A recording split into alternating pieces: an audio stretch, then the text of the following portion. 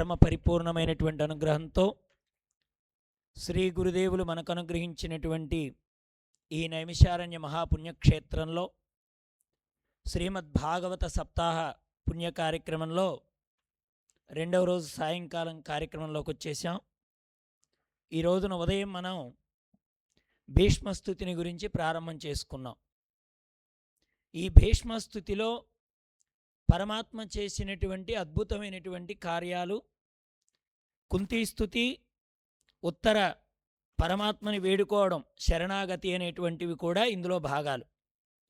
దీనిలో పరమాత్మ మనం ఉదయం చెప్పుకున్నాం కదా, నేను తిరిగి ద్వారకా నగరానికి వెడతాను అని అన్నప్పుడు ధర్మరాజు వారు చెప్పిన మాట ఏమిటంటే, నిన్ను ఉండమనడానికి కానీ వెళ్ళమనడానికి కానీ రెంటికి నేను సరిపోను అన్నాడు ఆయన. దీంతో పరమాత్మ చేయవలసిన కార్యం ఏదో ఉంది అనేటువంటి విషయం మాత్రం అర్థమైంది. తర్వాత ఈ చనిపోయిన వాళ్ళందరికీ ఉత్తర క్రియలు నిర్వర్తించడానికి హస్తినాపురం నగరానికి బయట ఉన్నటువంటి గంగానది దగ్గరికి వెళ్ళి అక్కడ వాళ్ళందరికీ తిలోదకాలు ఇచ్చిన తర్వాత తిరిగి బయలుదేరి వస్తున్నటువంటి సందర్భంలో ఉత్తర పరిగెత్తుకుంటూ పరమాత్మకు ఎదురు పెడుతుంది. మా గురువుగారు చెప్పేవారు, ఇది ఉత్తర శరణాగతి కాదు, ఉత్తమ శరణాగతి అని. ఉత్తమ శరణాగతి అంటే అర్థం ఏమిటి? నీవు తప్ప నాకు దిక్కెవరూ లేరు, నీవే తప్ప ఇతప్పరం వెరుగ మన్నింపదగుం దీనునిన్ రావే ఈశ్వర కావవే వరద సంరక్షింపు భద్రాత్మక. ఇది గజేంద్రుడు చెప్పినటువంటి మాట. లోకంలో మానవుడు ఎవరిని నమ్ముతున్నాడు అంటే, చాలామంది అనుకుంటారు తనకున్న సంపదలు రక్షిస్తాయనో, తన వెనకాతలు ఉండేటువంటి బంధుగణం రక్షిస్తారనో, లేకపోతే నాకు ఇంతమంది వెనకాతల స్నేహితులు ఉత్తరోత్తర నాకు సాయపడేవాళ్ళు బోడెంతమంది ఉన్నారనో మానవుడు భ్రమపడుతూ ఉంటాడు. అయితే వాస్తవానికి ఏదొస్తోంది మానవుడి వెంట అంటే, వేదాంతంలో ఒక మాట చెప్తారు, ధనంచ భూమౌ పశువచ్చ కోష్ఠే నారిగృహద్వారి జనశ్మశానే దేహచ్చితాయాం పరలోక మార్గే కర్మానుగో గచ్చతి జీవయేకః అని ఒక మాట ఉంది. ధనంచ భూమౌ పశువచ్చ కోష్ఠే అంటే ధనం ఎక్కడుంటుందంటే, మనం వ్రాసిపెట్టినటువంటి ధనం అది ఎవరికి చెందాలో అది వారి వెంటే ఉంటుందే కానీ మన వెంట ఒక్క పైసా కూడా రాదు. ఇది అందరికీ తెలిసిన సత్యమే. రెండవది, ఎంతో అమోఘంగా వాడి శక్తి ఓర్చి పశువుని సంపాదించుకుంటాడు. అంటే గో సంపద కానివ్వండి, పశు సంపద కానివ్వండి, ఇవన్నీ ఎక్కడి దాకా వస్తాయంటే ఆ కష్టాలలో అక్కడి వరకే వస్తాయి. కానీ నారిగృహద్వారి, పోనీ కట్టుకున్న భార్య అయినా వెంట వస్తుందా అంటే ఆవిడ గృహం బయట దాకే వస్తుంది, చివరి తలంటు పోస్తుంది, తర్వాత కార్యక్రమాలు అక్కడున్న వాళ్ళు చేస్తారు. ఒకవేళ ఆవిడ రావడానికి ప్రయత్నం చేసినా అక్కడున్నటువంటి వాళ్ళు ఒప్పుకోరు. నారిగృహద్వారి జనశ్మశానే, మిగతా వాళ్ళు ఎక్కడి దాకా వస్తారు? జనం అందరంటే శ్మశానం దాకా వస్తారు. మరి మన వెంట వచ్చేది ఏమిటి అంటే, దేహచ్చితాయాం పరలోక మార్గే, ఈ దేహం ఉండగా నువ్వు ఏదైతే ఆలోచిస్తూ శరీరాన్ని విడుస్తావో మరలా జన్మలో అదే నీకు తోడొస్తుంది. కాబట్టి వెళ్ళేటప్పుడు మనం ఆలోచన సక్రమంగా ఉండాలి అంటే వీటిలో ఏ ఒక్కటి కూడా నిన్ను కడతెచ్చేదేది ఉండదు. ఆఖరి క్షణంలో పరమాత్మ గురించి ఆలోచన చేస్తే భగవద్గీతలో చెప్పినట్టుగా అంత్యకాలేచ మామేవా స్మరన్ముక్త్వా కలేవరం అంటాడు స్వామి. అంత్యకాలేచ అంటే అంత్యకాలంలో కూడా అని అర్థం. అంటే చాలామంది అనుకుంటారు బ్రతికినంతకాలం మనం ఏదో విధంగా సమయాన్ని గడిపేసి చివరి కాలంలో నారాయణ అంటే తీసుకెడతాడు కదా అనుకుంటే, అంత్యకాలంలో స్మరణ చాలా కష్టం. అందువల్ల శరణాగతి చేయడం అనేటువంటిది ఉత్తమోత్తమైనటువంటి మార్గం. ఈ మార్గంలో పరమాత్మకే బాధ్యత అప్పచెప్పడం. శరణాగతిలో ఏముంటుందంటే, స్వామి నేను నీకు పూర్తిగా సరెండర్ అయ్యాను, త్వమేవ మాతాచ పితాత్వమేవ త్వమేవ బంధుచ్చ సఖాత్వమేవ త్వమేవ విద్యా ద్రవిణం త్వమేవ త్వమేవ సర్వం మమ దేవదేవా. ఇది మనందరికీ బాగా పూజలో చిట్ట చివరి అంతా అయిపోయిన తరువాత భగవంతుణ్ణి మనం అనుకునేటువంటి మాట. త్వమేవ మాతాచ పితాత్వమేవ, నా తల్లి, నా తండ్రి, నా బంధువు, నా మిత్రుడు అన్నీ నీవే, ఇక మాకు సంబంధమేమి లేదు స్వామి, నీకే పూర్ణమైనటువంటి శరణాగతి చేశాను అని భగవంతుణ్ణి వేడుకోవడం. దాన్నే భగవద్గీతలో సర్వధర్మాన్ పరిత్యజ్య మాం ఏకం శరణం వ్రజ. దీన్ని చాలా గొప్ప శ్లోకం అంటారు. ఏక శ్లోకంలో భగవద్గీత పారాయణంలో మనకి పూర్తిగా ఒక్క శ్లోకంలో భగవద్గీత చెప్పమంటే అందరూ చెప్పే శ్లోకం ఏమిటంటే సర్వధర్మాన్ పరిత్యజ్య మాం ఏకం శరణం వ్రజ. ఇది ఒక్కదాన్ని మనం వంట పట్టించుకుంటే, ఈ ఒక్కదానిలో ఉండే సారం తెలుసుకుంటే 700 గీతా శ్లోకాల సారం ఈ ఒక్క శ్లోకంలో ఇమిడి ఉంది. అంటే శరణాగతి చేయడం. ఇక్కడ ఉత్తర వయస్సులో చాలా చిన్నది. లోకంలో స్త్రీమూర్తి ఎవరిని చూచి మురిసిపోతుందో ఆ పిల్లాడు తన గర్భంలో నుంచి ఇంకా బయటికి రాలేదు. భర్త తన యొక్క ప్రేమ ఈవిడ శిశు రూపంలో ఆవిడ గర్భంలో ఉంది. అభిమన్యుడి యొక్క ప్రతిరూపం ఉత్తర గర్భంలో ఉంది. మరి అభిమన్యుడు ప్రాణాలు వదిలేశాడు యుద్ధరంగంలో. మరికి ఈవిడ ఎవరిని చూసుకొని బ్రతకాలి? గర్భంలో ఉన్న పిల్లవాడిని తన భర్త ప్రతిరూపంగా చూసుకొని బ్రతకాలి. మరి ఈ సమయంలో ఆ పిల్లాడికి ప్రమాదం వచ్చింది. ఆయన వెళ్ళాడు అశ్వత్థామ. వెళ్ళినవాడు ఊరికే ఉన్నాడా? అపాండవం అగుగాక అని వాడేం చేశాడు? వెంటనే ఒక ఆయుధాన్ని ప్రయోగించాడు. ఇది అపాండవం అగుగాక అని అలా బాణాన్ని ప్రయోగిస్తే ఆ బాణము ఈ పిల్లాన్ని తన గర్భాన్ని వేధిస్తోంది. ఇప్పుడు ఈవిడ ఎదురుగా వస్తున్నటువంటి పరమాత్మకి, అంతఃపురంలో నుంచి బయటికి వెడుతున్నటువంటి ఉత్తరకి, వీళ్ళందరికీ ఉత్తరక్రియలు చేసి పరమాత్మ ధర్మరాజు, భీముడు, అర్జునుడు, నకులుడు, సహదేవుడు, ద్రౌపది, కుంతి వీళ్ళందరినీ వెంటబెట్టుకొని ఆయన ఈ హస్తినలోకి రాబోతున్నాడు. ఈవిడలా పరమాత్మకు ఎదురుగా వెళ్ళి ఆయన కాళ్ళ మీద పడిపోయింది. ఇది ఏమిటి? ఏమర్థం చేసుకోవాలి మనం ఉత్తర దగ్గర నుంచి అంటే, నిన్ను కాపాడేది దైవం ఒక్కటి తప్ప 2 చేతులకి జ్ఞాని లేకుండా బాణాలు వేయొచ్చుగాక, కొండల్ని పిండి చేసేంత బాహుబలం నీకు ఉండొచ్చుగాక, అందరికంటే అందగాడనే పేరు ఉండొచ్చుగాక, భవిష్యత్తు తెలిసిన వాడనేటువంటి ధైర్యం ఉండొచ్చుగాక, ధర్మాన్ని తప్పననేటువంటి వాడు పెద్దగా ఉండవచ్చుగాక, దైవ సహాయం లేకపోతే ఈ 5 కూడా నిష్ప్రయోజనమే. దైవమే గనక అనుగ్రహించకపోతే నీకు తోడెవరుంటారు? మరి ఎవరిని మనం శరణ వేడితే మన జీవితాలు బాగుపడతాయి? అది అర్థం చేసుకున్నది ఎవరు? ఉత్తర. అంటే చాలామంది అనుకుంటారు వయస్సు చిన్నగా ఉంటే భక్తి తక్కువగా ఉంటుందనో, బాగా తల నెరిసిన వాళ్ళకు భక్తి ఎక్కువగా ఉంటుందనో లోకంలో ఒక అపోహ. కానీ భాగవతం ఏం చెప్తుందంటే, వయస్సు తల నెరవడం చేత నీకు జ్ఞానం రాదు.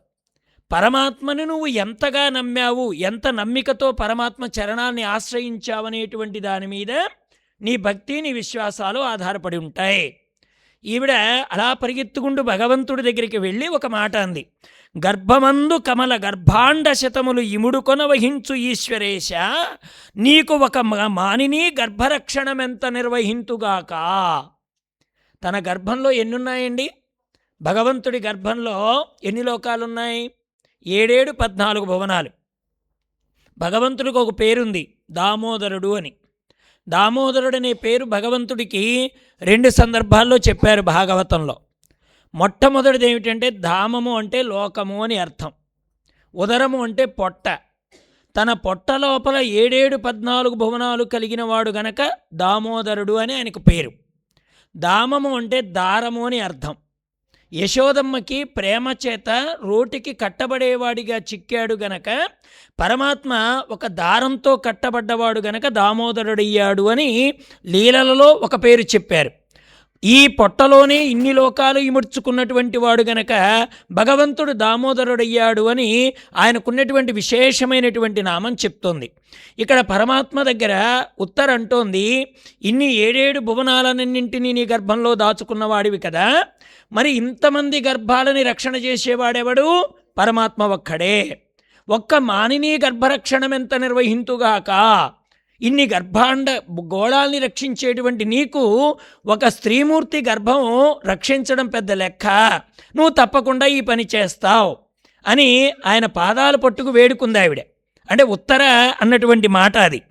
ఇక్కడ స్వామి ఏం చేశాడు, తన సేవారతి చింతగాని పరచింతాలేశమున్ లేని సజ్జనులన్ పాండుతనూజలన్ మనుచు వాత్సల్యంబుతో ద్రోణనందుని బ్రహ్మాస్త్రము అడ్డపెట్టెబనిచెం దైత్యారి సర్వారి సాధన సర్వక్రము రక్షితాకిల సుధాంస చక్రమున్ అనుకున్నాడట స్వామివారు. తన సేవా చింతారతి తప్ప అంటే అర్థమేమిటి, భగవంతుడి యొక్క పాదాల్ని పట్టుకోవడం అనేటువంటిది తప్ప ఇంకొకటి తెలియనటువంటి వారు పాండుతనూజులు అంటే పాండవుల యొక్క కుమారులు, వాళ్ళ వంశాన్ని కాపాడడం తన తక్షణ కర్తవ్యమని స్వామివారు భావన చేసి ఆయన ప్రయోగించినటువంటి బ్రహ్మాస్త్రం నుంచి రక్షించడానికి ఉత్తర గర్భంలోకి వెళ్ళిపోయాడటండి స్వామి. ఎలా వెళ్ళాడు ఆయన, అంగుష్టమాత్ర దేహుడై వెళ్ళాడు. బొటనవ్రేలంత పరిణామంతో, ఈ బొటనవ్రేల పరిణామంలోనే ఇక్కడే ఒక చిన్న కిరీటం, ఇక్కడే తన 2 కళ్ళు, ఆ పైనున్న కొంత భాగంలో తన ఫాలభాగం, సంపెంగ వంటి ముక్కు, ఆ క్రింద చిన్న అదరాలు, ఉన్నదా లేదా అనిపించేటువంటి ఒక గడ్డం, అక్కడే భుజాలు, అక్కడే హృదయం, అక్కడే లక్ష్మి, అక్కడే ఉదరం, దాని క్రిందుగా వచ్చినటువంటి పాదాలు, ఇంత చిన్న రూపంతో ఒక గద పట్టుకొని లోనికి వెళ్ళాడండి పరమాత్మ. ఆయన సంకల్పానికి అడ్డుపడగలిగిన వాడు ఎవడున్నాడు గనక లోకంలో. ఇప్పుడు ఉత్తర గర్భంలో ఎంతమంది ఉన్నారండి, ఉత్తర గర్భంలో ఎవరున్నారు, 2 ఉన్నారు. ఒకరు భగవంతుడు, ఇంకొకడు భాగవతోత్తముడు. స్వామికి ఇప్పుడు ఉత్తర ఏమైంది చెప్పండి, ఉత్తర ఏమైంది, భగవంతుడికి తల్లి అయ్యింది. ఎందుకయ్యింది, భాగవతం వినేవాడొకడు పుట్టబోతున్నాడు గనక.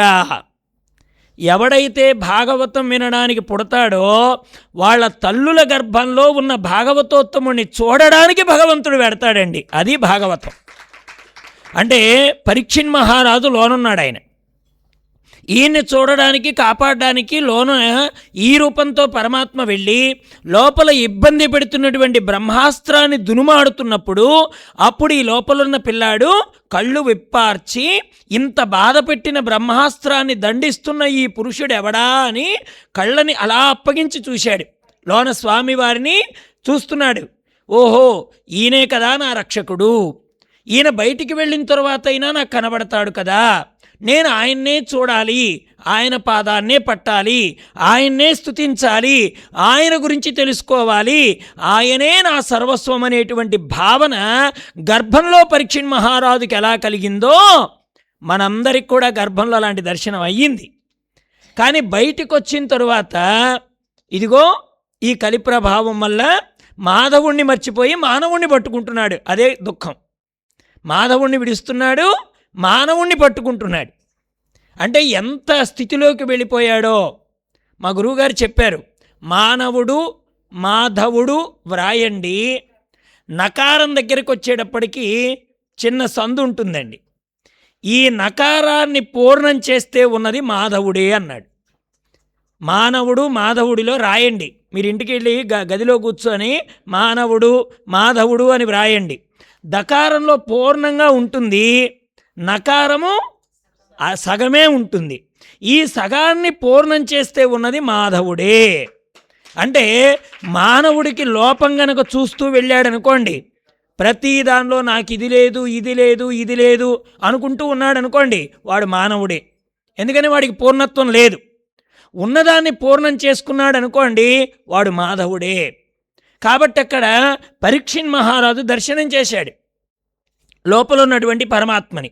ఆయన రక్షణ చేసి బయటికి వచ్చిన తరువాత ఆయనకు విష్ణురాతుడు అని పేరు పెట్టారు. అసలు పరీక్షిన్ మహారాజు అసలు పేరు విష్ణురాతుడు. ఈ విష్ణురాతుడు బయటికి వచ్చిన తర్వాత వీళ్ళ తాతయ్య గారు ఉన్నారు కదా ధర్మరాజుల వారు, ఈయన పరిగెత్తుకుంటూ జ్యోతిష్కుల దగ్గరికి వెళ్ళి మా పిల్లాడి జాతకం చెప్పండి అన్నారు. మనమైతే ఏమంటాం, మావాడు ఫారిన్ వెళతాడా, మావాడు డాక్టర్ అవుతాడా, మావాడు మమ్మల్ని చక్కగా చూసుకుంటాడా, మేము చూసిన సంబంధమే చేసుకుంటాడా, లేకపోతే ఎవరినో తెచ్చి నీ కోడలు అంటాడా. వాడు పొత్తిళ్లలో ఉండగానే మనకిన్ని ప్రశ్నలు. ఎవరైనా పిల్లాడు పుట్టగానే మా వాడు భాగవతోత్తముడు అవుతాడా అని అడిగేవాడు ఎవడన్నా ఉన్నాడా? ఒకవేళ భాగవతోత్తముడు అవుతాడంటే వీడు అక్కడే నీరసపడిపోతాడు. వీడేదో ఉద్ధరించి అమెరికాలు పోతాడనుకుంటే వీడు భగవంతుని పట్టుకు తిరిగేవాడు అవుతున్నాడట అని బాధపడిపోతాం. కానీ ధర్మరాజు పిల్లాడి జాతకం పట్టుకెళ్ళి ఇంతమందిని పిలిపించి మా పిల్లాడు ఏమవుతాడో నాకు చెప్పండి అడిగాడు. అడిగితే వాళ్ళు చెప్పారు, నాయనా ఇప్పటి వరకు పరిపాలనలో రామచంద్రమూర్తి పేరు చెప్పుకునేవారు, ఇక మీదట మీ అబ్బాయి పేరు చెప్పుకుంటారు. దానంలో శిబి చక్రవర్తి పేరు చెప్పుకునేవాళ్ళు ఇక మీదట మీ అబ్బాయి పేరు చెప్పుకుంటారు. ఇప్పటిదాకా పరాక్రమంలో అర్జునుడి పేరు చెప్పుకునేవారు ఇక మీదట మీ అబ్బాయి పేరు చెప్పుకుంటారు. ఇలా ఇంతకు ముందర ఎంతమంది పేర్లు స్థిరంగా నిలిచాయో వాళ్ళందరి పేర్లుని తీసేసి మీ వాడి పేరు నిలబడిపోతుంది. అంత్యకాలంలో బ్రాహ్మణ కుమారుడైనటువంటి ఒక వ్యక్తి చేత శాపం అనుభవించడానికి మీ వాడు సిద్ధపడి 7 రోజుల్లో మృత్యు వస్తోందని తెలిసి గంగానదీ తీరాన్ని చేరి ప్రాయోపవేశం చేయడానికి సిద్ధమై ఉండగా శుకయోగీంద్రుడనే మహానుభావుడు, వ్యాసుపుత్రుడిగా ఉన్నటువంటి మహానుభావుడు ఆయన వచ్చి మీ వాడికి భాగవతాన్ని ఉపదేశం చేస్తే ముకుంద పాదారవింద భక్తియుతుడై తక్షక ఫణీంద్ర విషానల హేతుకి తన శరీరాన్ని అప్పచెప్పి ముక్తిలోకాన్ని పొందుతాడు అని చెప్పారండి. చూడండి, పిల్లాడు పుట్టగానే మీ మనవడు ఫలానా రోజున చచ్చిపోతాడంటే ఏ తాతకైనా ఆనందం ఉంటుందా, దుఃఖం ఉంటుందా చెప్పండి? శుభమా అంటూ మా పిల్లాడి జాతకం తీసుకెళ్ళి చూపిస్తే మీ పిల్లాడు పాము గరిచి చచ్చిపోతాడు అని చెప్తే ఎవరైనా ఆనందపడతారా? ధర్మరాజు 2 చేతులెత్తి నమస్కారం చేసి, మహాత్మా మా పిల్లాడు ఫలానా చోట గొప్పవాడు, ఫలానా చోట గొప్పవాడంటే నాకు ఆనందం కలగలేదు. కానీ ఒక్కసారి మీరు బ్రాహ్మణ శాపం అనేటప్పటికీ నా మనస్సు కలత చెందింది. ఎందుకంటే బ్రాహ్మణులు మామూలుగా శాపం ఇవ్వరు కదా, వీడేదో చేయకూడని పని చేస్తేనే ఆ పని చేస్తారు. కానీ అంత్యకాలంలో శుకయోగీంద్రుడి చేత భాగవతాన్ని విని ముకుంద పాదారవింద భక్తియుతుడయ్యి తక్షక విషానికి శరీరాన్ని ఒప్పచెప్పి ముక్తిలోకాలకు పోతాడన్నారే, అక్కడ నాకు ఆనందం కలిగింది అన్నాడండి ధర్మరాజుల వారు. ఎందుకంటే ఎప్పుడైతే దేహం వచ్చిందో అప్పుడు పడిపోయేది కూడా నిత్యమే. భగవద్గీతలో స్వామి ఏం చెప్పారు? అర్జున, నువ్వు చంపుతున్నావా వీళ్ళందరినీ? నువ్వు చంపేస్తున్నావని అనుకుంటున్నావేమో, కానీ వీళ్ళందరినీ నేను ఎప్పుడో చంపేశాను. కృష్ణుడు ఏం చెప్పాడు? నేను వీళ్ళందరికీ డెత్ సర్టిఫికెట్ల మీద సంతకం పెట్టేశానయ్యా, తర్వాత వాళ్ళు వచ్చి తీసుకెళ్ళిపోవడమే. కానీ నువ్వేమనుకుంటున్నావు? నేను చంపుతాను, వీళ్ళు చస్తారు, తాతయ్య గారు నా చేతుల్లో పడిపోతాడు అని కదా నువ్వు అనుకుంటున్నావు. కానీ వీళ్ళందరికీ నేను మరణం ఎప్పుడో నిశ్చయం చేశాను. ఒకవేళ నువ్వు చంపనని మడిగట్టుకు కూర్చున్నంత మాత్రాన వీళ్ళలో బ్రతికేవాడు ఒక్కడు కూడా లేడు. ఎందుకని? నువ్వు తీసుకునేది నిర్ణయం, నేను చేస్తే శాసనం. నీ నిర్ణయం జరగచ్చు, జరగకపోవచ్చు, నా శాసనానికి అడ్డు పెట్టేవాడు ఇంతవరకు లేడు. కాబట్టి నా శాసనం జరిగి తీరుతుంది అని చెప్పినటువంటి వాడు పరమాత్మ అయినటువంటి కృష్ణ భగవానుడు. ఆయన చెప్పాడు. వెంటనే ఎప్పుడైతే పిల్లాడి మరణం గురించి కూడా విన్నాడో ఈయన వెళ్ళిపోయాడు. వెళ్ళిపోయిన తర్వాత వెంటనే కృష్ణుడి దగ్గరికి వెళితే కృష్ణుడు అన్నాడు, నేను మా అత్తయ్య గారి దగ్గరికి వెళ్ళొస్తాను. తర్వాత కుంతి దగ్గరికి వచ్చాడు ఆయన. వచ్చిన తర్వాత, అత్తయ్య నీకేమైనా తీరని కోరిక ఏదైనా ఉంటే చెప్పు, తీరుస్తాను చెప్పేశాడు ఆయన. ఎందుకంటే లోకంలో పరమాత్మకు దగ్గర బంధువు ఎవరు అంటే కుంతీమాత. వాడు వసుదేవుడు సూరసేనుడి కుమారుడు. సూరసేనుడికి 2 పిల్లలు, కుంతీమాత అలాగే వసుదేవుడు. ఈ కుంతీమాత కుంతిభోజుడి ఇంటికి పెంపుడు కుమార్తెగా వెడుతుంది ఆవిడ. ఈ వసుదేవుడికి కుమారుడు కదా ఎవరు? కృష్ణయ్య. అందువల్ల మేనత్ అవుతోంది కుంతీమాత. ఈవిడ దగ్గరికి వెళ్ళి, అత్తయ్య నువ్వు నాకు దగ్గర రక్త సంబంధమే కానీ ఏనాడు నువ్వు ఇది కావాలని కోరుకోలేదు. ఎందుకని? తెలియని వయస్సులో మంత్రం పొందావు, తెలియని వయస్సులో కొడుకుని కన్నావు, కన్న కొడుకుని కొడుకుని చెప్పుకోవడానికి వీలు లేని స్థితిలో నీళ్లలో వదిలేశావు. తరువాత భర్తని పెళ్లి చేసుకున్నావు. ఆయన రాజ్యాన్ని విస్తరించే పనిలో బయటికి వెళ్ళిపోయాడు, నీకు సుఖం లేదు. పోనీ కొంతకాలానికి సుఖం వస్తోంది కదా అని వనాలకు వెడితే అక్కడ అతడికి శాపం వచ్చింది. ఒకవేళ నీ భార్య దగ్గరకు వెడితే నువ్వు చచ్చిపోతావు. వెంటనే నువ్వు ఏం చేశావు? దూర్వాసుడిచ్చినటువంటి మంత్రం ద్వారా భర్త యొక్క అనుమతితో 3 పిల్లల్ని కన్నావు. ధర్మరాజు, భీముడు, అర్జునుడు. మరి ఎవరైనా కోరుకునేదేమిటి? ఒక రాజుకి 2 భార్యలు ఉన్నారనుకోండి, ఏం కోరుకుంటారు భార్యలంటే? నా సవతికి సంతానం కలగకూడదు, నాకే కలగాలి, నాకు పుట్టిన పిల్లలే రాజ్యం అనుభవించాలని కోరుకుంటారు కదా. మరి మాద్రి ఏం చేసింది? కుంతిని అడిగింది, అక్కయ్య నీకు మంత్రం ఇలా ఉపదేశం చేసుకొని చక్కగా నువ్వు పిల్లల్ని కన్నావు కదా లోకంలోకి, ఆ మంత్రాన్ని నాకు ఉపదేశం చేయమని అడిగితే మాత్సర్యం లేకుండా మాద్రికి ఉపదేశం చేశావు. ఆవిడ అశ్వినీ దేవతలను ఉపాసన చేసింది. 2 పిల్లలు, నకులుడు, సహదేవుడు 2 వచ్చారు. అంటే భగవంతుడు చూడండి కష్టాల మీద కష్టాలు ఎలా ఇచ్చాడో కుంతికి. సరే, ఓ రోజున మాద్రిని చూశాడు. ఆయన కాస్త మనస్సు చెలించింది. పాండురాజు దగ్గరికి చేరాడు. మాద్రిని ఇలా తాకడం వల్ల ఆయన శరీరాన్ని వదిలేయాల్సి వచ్చింది.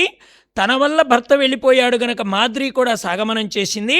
పిల్లల 5గురిని వెంటబెట్టుకుని హస్తినకు వచ్చింది. అక్కడ జరిగిన కథ అంతా కూడా మనకు తెలుసును. ఇదంతా ఒక్కసారి కుంతికి వినిపించాడు కృష్ణయ్య. అత్తయ్య, నీ జీవితంలో ఎప్పుడైనా సుఖమనేది ఎలా ఉంటుందో చూశావా? లేదు కదా. ఇప్పుడు నీకేదైనా కావాలంటే కోరుకో, నేను దానిని అనుగ్రహిస్తాను అంటే ఆవిడ అంది, నాకు కష్టాలే ఇస్తూ ఉండు స్వామి, నాకు సుఖాలు అక్కర్లేదు, ఇంకా ఏవైనా కష్టాలుంటే వాటినే నాకు ఇస్తూ ఉండని కోరుకుంది. ఆయన అన్నాడు, ఇన్ని కష్టాలు సరిపోలేదా అత్తయ్య, ఇంకా కష్టాలు కోరుతున్నావు? అప్పుడు ఆవిడ చెప్పిన మాట ఏమిటంటే, కృష్ణ, నిన్ను మరిపింపజేసే సుఖాల కంటే నిన్ను నిరంతరం జ్ఞాపకం చేసే కష్టాలే నాకు కావాలి. ఎందుకని? సుఖాల్లో పరమాత్మని మర్చిపోతాం. సుఖాల్లో పరమాత్మ మన గుర్తుకు రాడండి. కష్టాలు వచ్చాయనుకోండి, మా గురువుగారు చెప్తూ ఉండేవారు రామకృష్ణానంద స్వాములు వారు, సంకటం వస్తే వెంకటరమణ అంటాడట. ఎందుకని? మనకు కష్టం వచ్చింది కనుక భగవంతుడు గుర్తొస్తాడు.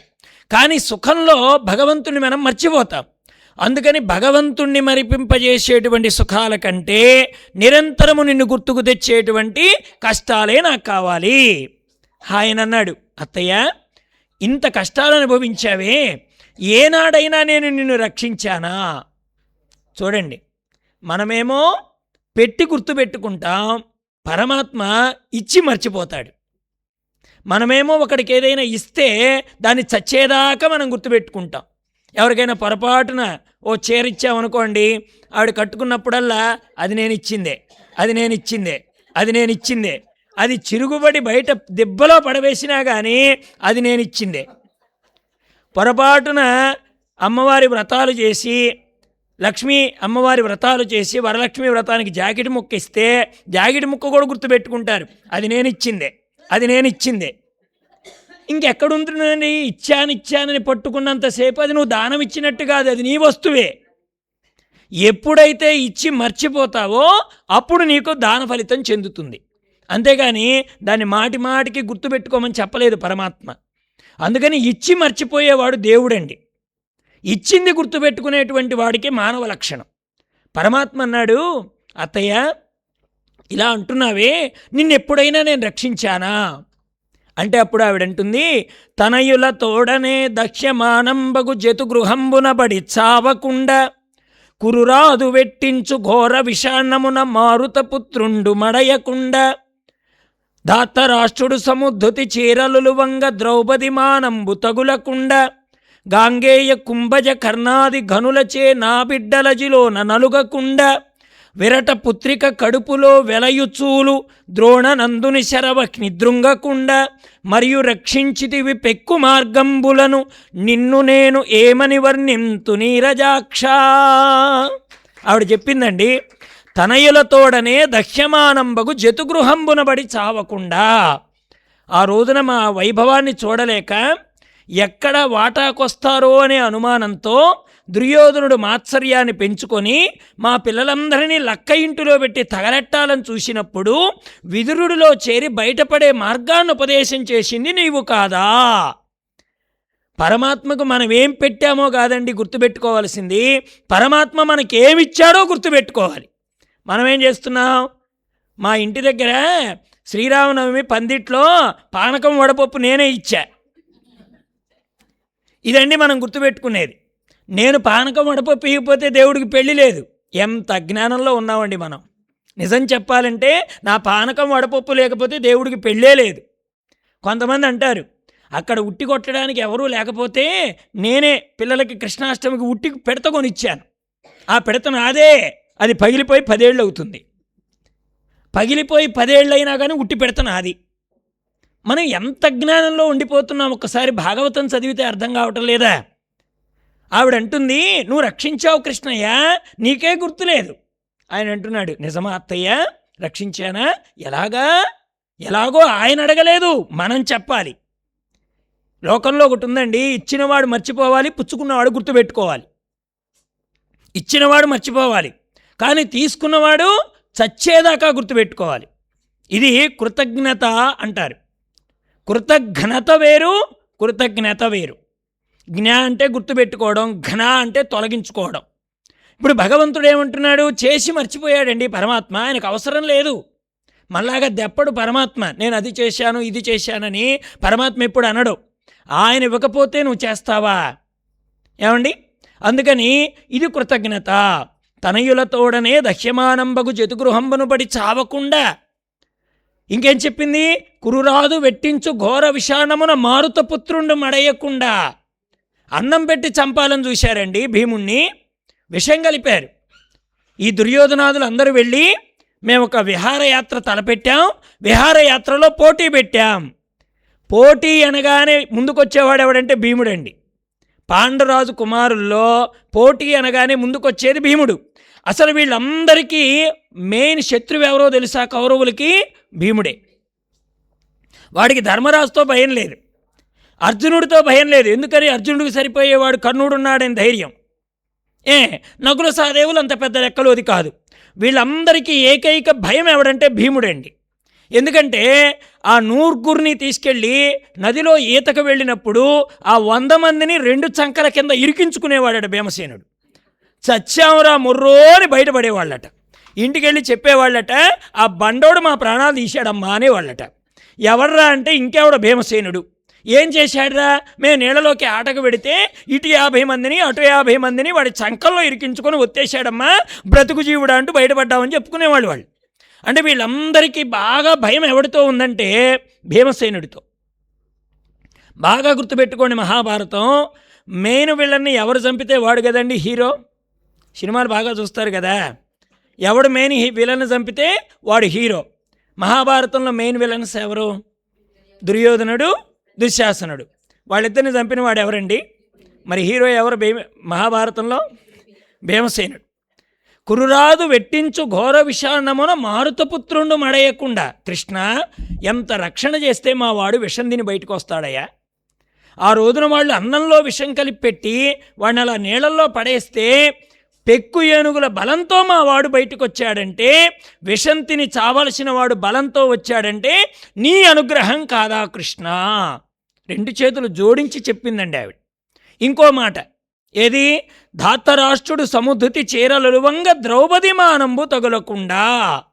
5 భర్తలు, రాజసూయ యాగం చేసినటువంటి ధర్మరాజు, ఇంతటికీ కారణమైనటువంటి అర్జునుడు, వచ్చినటువంటి వాళ్ళందరి యోగక్షేమాలు చూసిన భీమసేనుడు, ఇంతమందికి ఆదరణ ఇచ్చినటువంటి నకుల సహదేవులు ఏమీ చేయలేని వాళ్ళలాగా చేష్టలుడికి కూర్చుంటే మన వైభవం ఎంతవరకు, మన బ్రతుకెంతవరకు మహాభారతం చెప్పింది. ఒకసారి చూడండి, రాజసూయ యాగం చేసిన వాళ్ళు తిరిగి కిరీటాలు కింద పెట్టడానికి కొన్ని రోజులు పట్టలేదు. అప్పటిదాకా అందరి కిరీటాలు ధర్మరాజు దగ్గర పెట్టారు. ధర్మరాజుని గొప్పవాడిగా నిర్ణయం చేశారు. ఇప్పుడు ఆ ధర్మరాజు కిరీటం కింద పెట్టి కూర్చున్నాడండి. మన బ్రతుకులు ఎంత ఒకసారి ఆలోచించండి. భగవంతుడే గనక తలస్తే మన జీవితాలు తారుమారు కావడానికి ఎన్ని రోజులు పడుతుంది? ధర్మరాజు ఇలా కిరీటం తీసి కింద పెట్టేశాడు. ఇంతకు ముందర ఇంతమంది రాజులు కలిసి కిరీటాలు ఆయన పాదాల దగ్గర పెట్టారు. భీముడు చేష్టలుడికి కూర్చున్నాడు. అర్జునుడు బాణాలు వేయడానికి ఆ గాంధీవం పక్కన పెట్టేశాడు. ఇలా జరుగుతున్న సమయంలో రజస్వలైనటువంటి ద్రౌపదిని నిండు సభలోకి ఈడ్చుకొచ్చి ఒక్క వస్త్రం కట్టుకున్న ఆవిడ చేరని ధాతరాష్ట్రుడు అంటే దుశ్శాసనుడు, వాడు పట్టుకు లాగుతుంటే అక్షయమైన ఒలువలు ఇవ్వగలిగిన వాడు ఎవడు? మరింతమంది ఉన్నారు, ఎవడైనా ఒక్కడొచ్చి సాయం చేశాడా? నేహా విక్రమ నాశోస్తి ప్రత్యవాయో న విద్యతే స్వల్పమప్స్య ధర్మస్య త్రాయతే మహతో భయాత్. భగవద్గీతలో అద్భుతమైన శ్లోకం. ఏం చెప్పాడండి పరమాత్మ? అర్జునా, నువ్వు కష్టాల్లో ఉండగా నేను ఒక చిట్టా తెరుస్తాను అన్నాడు పరమాత్మ. ఏమిటా చిట్టా? నువ్వు చేసిన ధర్మం ఏమైనా ఉందా నేను వెతుక్కుంటాను. ఏముంది? విత్డ్రా ఫారాలు ఉన్నాయి కదా అని చెప్పి బ్యాంకులో డబ్బులు రాస్తే ఇచ్చేస్తాడా?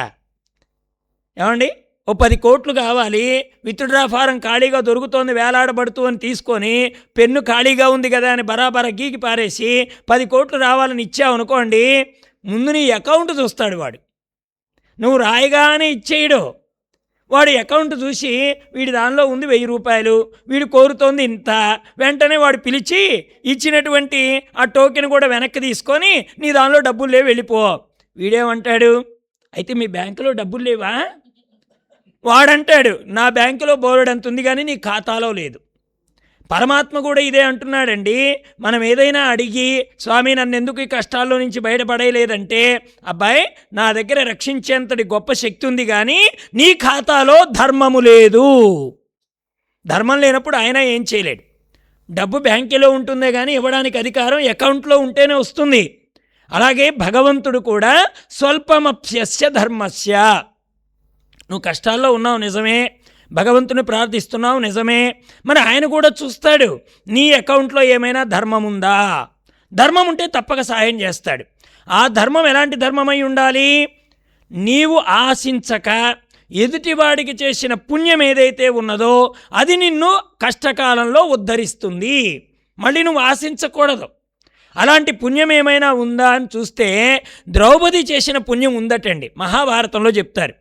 ఒక సాధువు స్నానం చేస్తుండగా ప్రవాహంలో ఉన్నటువంటి ఆ మహానుభావుడి గోచి ఊడిపోయి అది కాలప్రవాహంలో అంటే నదీ ప్రవాహంలో కొట్టుకుపోతే అదే సమయానికి ద్రౌపది వస్తూ ఉండగా ఈయన బయటికి రాలేని స్థితిని గమనించి తన వస్త్రంలో కొంత భాగాన్ని తీసి సాధువుకి ఇచ్చింది ఆవిడ.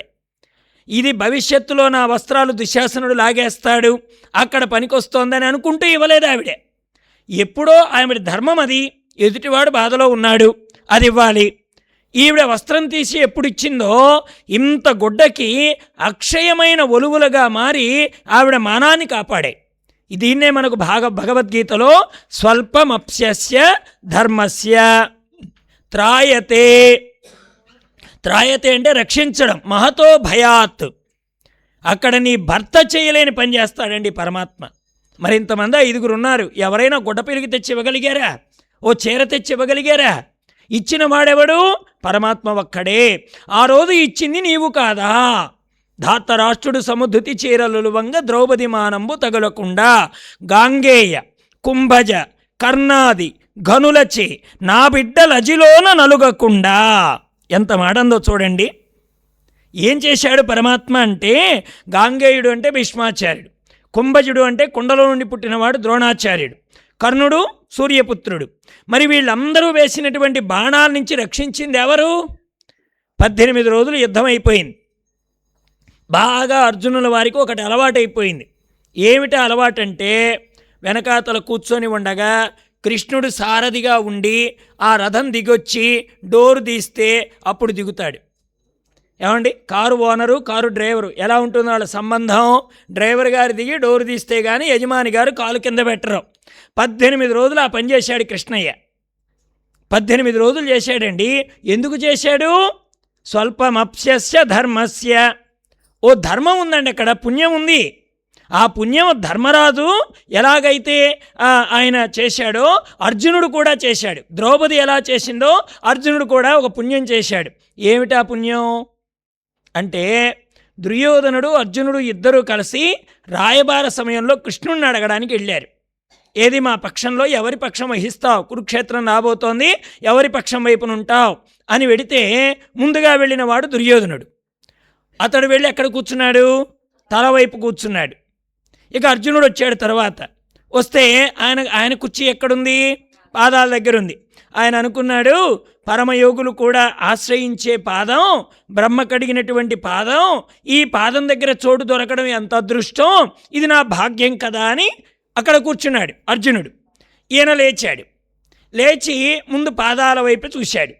ఎవరైనా పాదాల వైపు దిగుతారు కానీ కాళ్ళు ఇలా తిప్పి ఎవడైనా దిగుతాడండి? ఇలాగే దిగుతాడు. ఇలా పడుకున్నవాడు కాళ్ళ వైపే దిగుతాడు, అంతేగాని కాళ్ళు ఇలా తిప్పి తలవైపుకి ఎవడో తిప్పడు కదా కదా. వెంటనే కృష్ణయ్య చూసి, ఏం బావా ఎప్పుడు వచ్చావు అని అడిగాడు. బాగానే ఉన్నారు బావా అందరూ, ఒక సాయం కోరి వచ్చానన్నాడు అర్జునుడు. వెంటనే దుర్యోధనుడు అని తగ్గాడు. ఇదెక్కడ శబ్దమా అని ఇటు చూసేటప్పటికి అతడున్నాడు. ఏం బావా నువ్వెప్పుడు వచ్చావు అన్నాడు. నేను అతడికంటే ముందు వచ్చాను బావా అన్నాడు. కానీ ఏం చేయమంటావు, నేను అర్జునుడిని చూశానయా ముందరా, పర్వాలేదు అర్జునుడు చిన్నవాడు నీకంటే, కాబట్టి ఇద్దరూ ఒకే పని మీద వచ్చారు గనక మీ ఇద్దరికూ అపాయం కలగకుండా మీ ఇద్దరూ లాభపడేట్టుగా సైన్యాన్ని విభజన చేయడం నా వంతు. బాగా వినుబావా, నాతో సమానమైన వాళ్ళందరూ పక్కన ఉంటారు, నేను ఒక్కడిని ఒక పక్కన ఉంటాను, ఆయుధం పట్టను, యుద్ధం చెయ్యను, ఊరికే సాయం చేస్తాను అని చెప్పాడు. కానీ దుర్యోధనుడు ఏమనుకున్నాడు, కృష్ణుడు ఒక్కడొచ్చి నా ప్రక్క నుండి ఏం చేస్తాడు గనక సైన్యమంతా నాకొస్తే బాగుండు కదా అనుకున్నాడు. వాస్తవానికి దుర్యోధనుడు కోరిక తీర్చాడండి పరమాత్మ. చాలామంది అనుకుంటారు దుర్యోధనుడిని మోసం చేశాడు కృష్ణయ్య అనుకుంటాడు. దుర్యోధనుడిని మోసం చేయలే, వాడికి ఏది కావాలో అదే ఇచ్చాడు. దుర్యోధనుడి మనస్సులో కృష్ణుడు తన వైపు రావాలని కానీ తన పక్కన నిలబడాలని కానీ తనకు ఏ క్వశ్చన్ లేదు. వెంటనే స్వామివారు అర్జునుడిని అడిగాడు, ఏమయ్యా నువ్వేం కోరుకుంటావు? మరి చిన్నవాడు కదా అర్జునుడు. దుర్యోధనుడు అనుకున్నాడు, సైన్యమంతా అర్జునుడు కోరుకుంటే ఈయనొక్కడొచ్చి నా పక్కన నిలబడితే ఈయనొక్కడిని నేనేం చేసుకుంటాను, సైన్యాన్ని నాకిచ్చేసి ఈ కృష్ణయ్యని అతడు కోరుకుంటే బాగుండు కదా అని దుర్యోధనుడు అనుకున్నాడు. వెంటనే అర్జునుడు అన్నాడు, బావా నాకేం అక్కర్లేదు, నాకు నువ్వు అక్కడివి చాలు. వెంటనే దుర్యోధనుడు అన్నాడు, ఇక చేసేదేముంది కృష్ణ, మరి సైన్యం అంతా నా వంతు వచ్చేసింది, నేను వెళ్ళిపోతున్నాను. సరే బావా నన్ను ఒక్కడిని ఎందుకు కోరుకున్నావు అని అడిగాడు అర్జునుడిని. బావా నీవు ఒకటి సంఖ్య లాంటి వాడవి. విద్యాప్రకాశానందగిరి స్వామి వారు చెప్పేవారు ఈ మాట. పరమాత్మ ఒకటి అనే సంఖ్య, మిగతావన్నీ సున్నాలు. ఈ ఒక్కటి ప్రక్కన లేకపోతే సున్నాలు ఎన్ని పెట్టుకున్నా విలువ లేదు. అదే భగవంతుడు ఒక్కడున్నాడనుకో, సున్నా పక్కన చేరితే 10 అవుతుంది, ఇంకోటి చేరితే 100 అవుతుంది, ఇంకోటి చేరితే 1000 అవుతుంది, పెరిగే కొద్దీ అనంతమైపోతుంది. అంటే పరమాత్మ ఒక్కడు నీ పక్కనుంటే సున్నా లాంటి నీ జీవితానికి కూడా విలువ వస్తుంది. విలువ పరమాత్మతో కలదని గుర్తించినటువంటి వాడు అర్జునుడు. ఆ సమయంలో అర్జునుడు ఒక 18 నిమిషాలు కూర్చున్నాడట కృష్ణుడి పాదాల దగ్గరే. అందుకని అర్జునుడి పాదాల దగ్గర కృష్ణుడు 18 రోజులు కూర్చున్నాడండి. మహాభారత యుద్ధంలో అర్జునుడు ఎక్కడున్నాడు? వెనకాల. ఇప్పుడు అర్జునుడి పాదాలు ఎక్కడున్నాయి? కృష్ణుడి వీపు దగ్గర ఉన్నాయి. కృష్ణుడి వీపు దగ్గర అర్జునుడి పాదాలు ఉన్నాయి. ఇప్పుడు మనం మాట్లాడుకున్నట్టుగా ఉంటే 4 వైపుల నుంచి బాణాలు వచ్చేస్తాయి.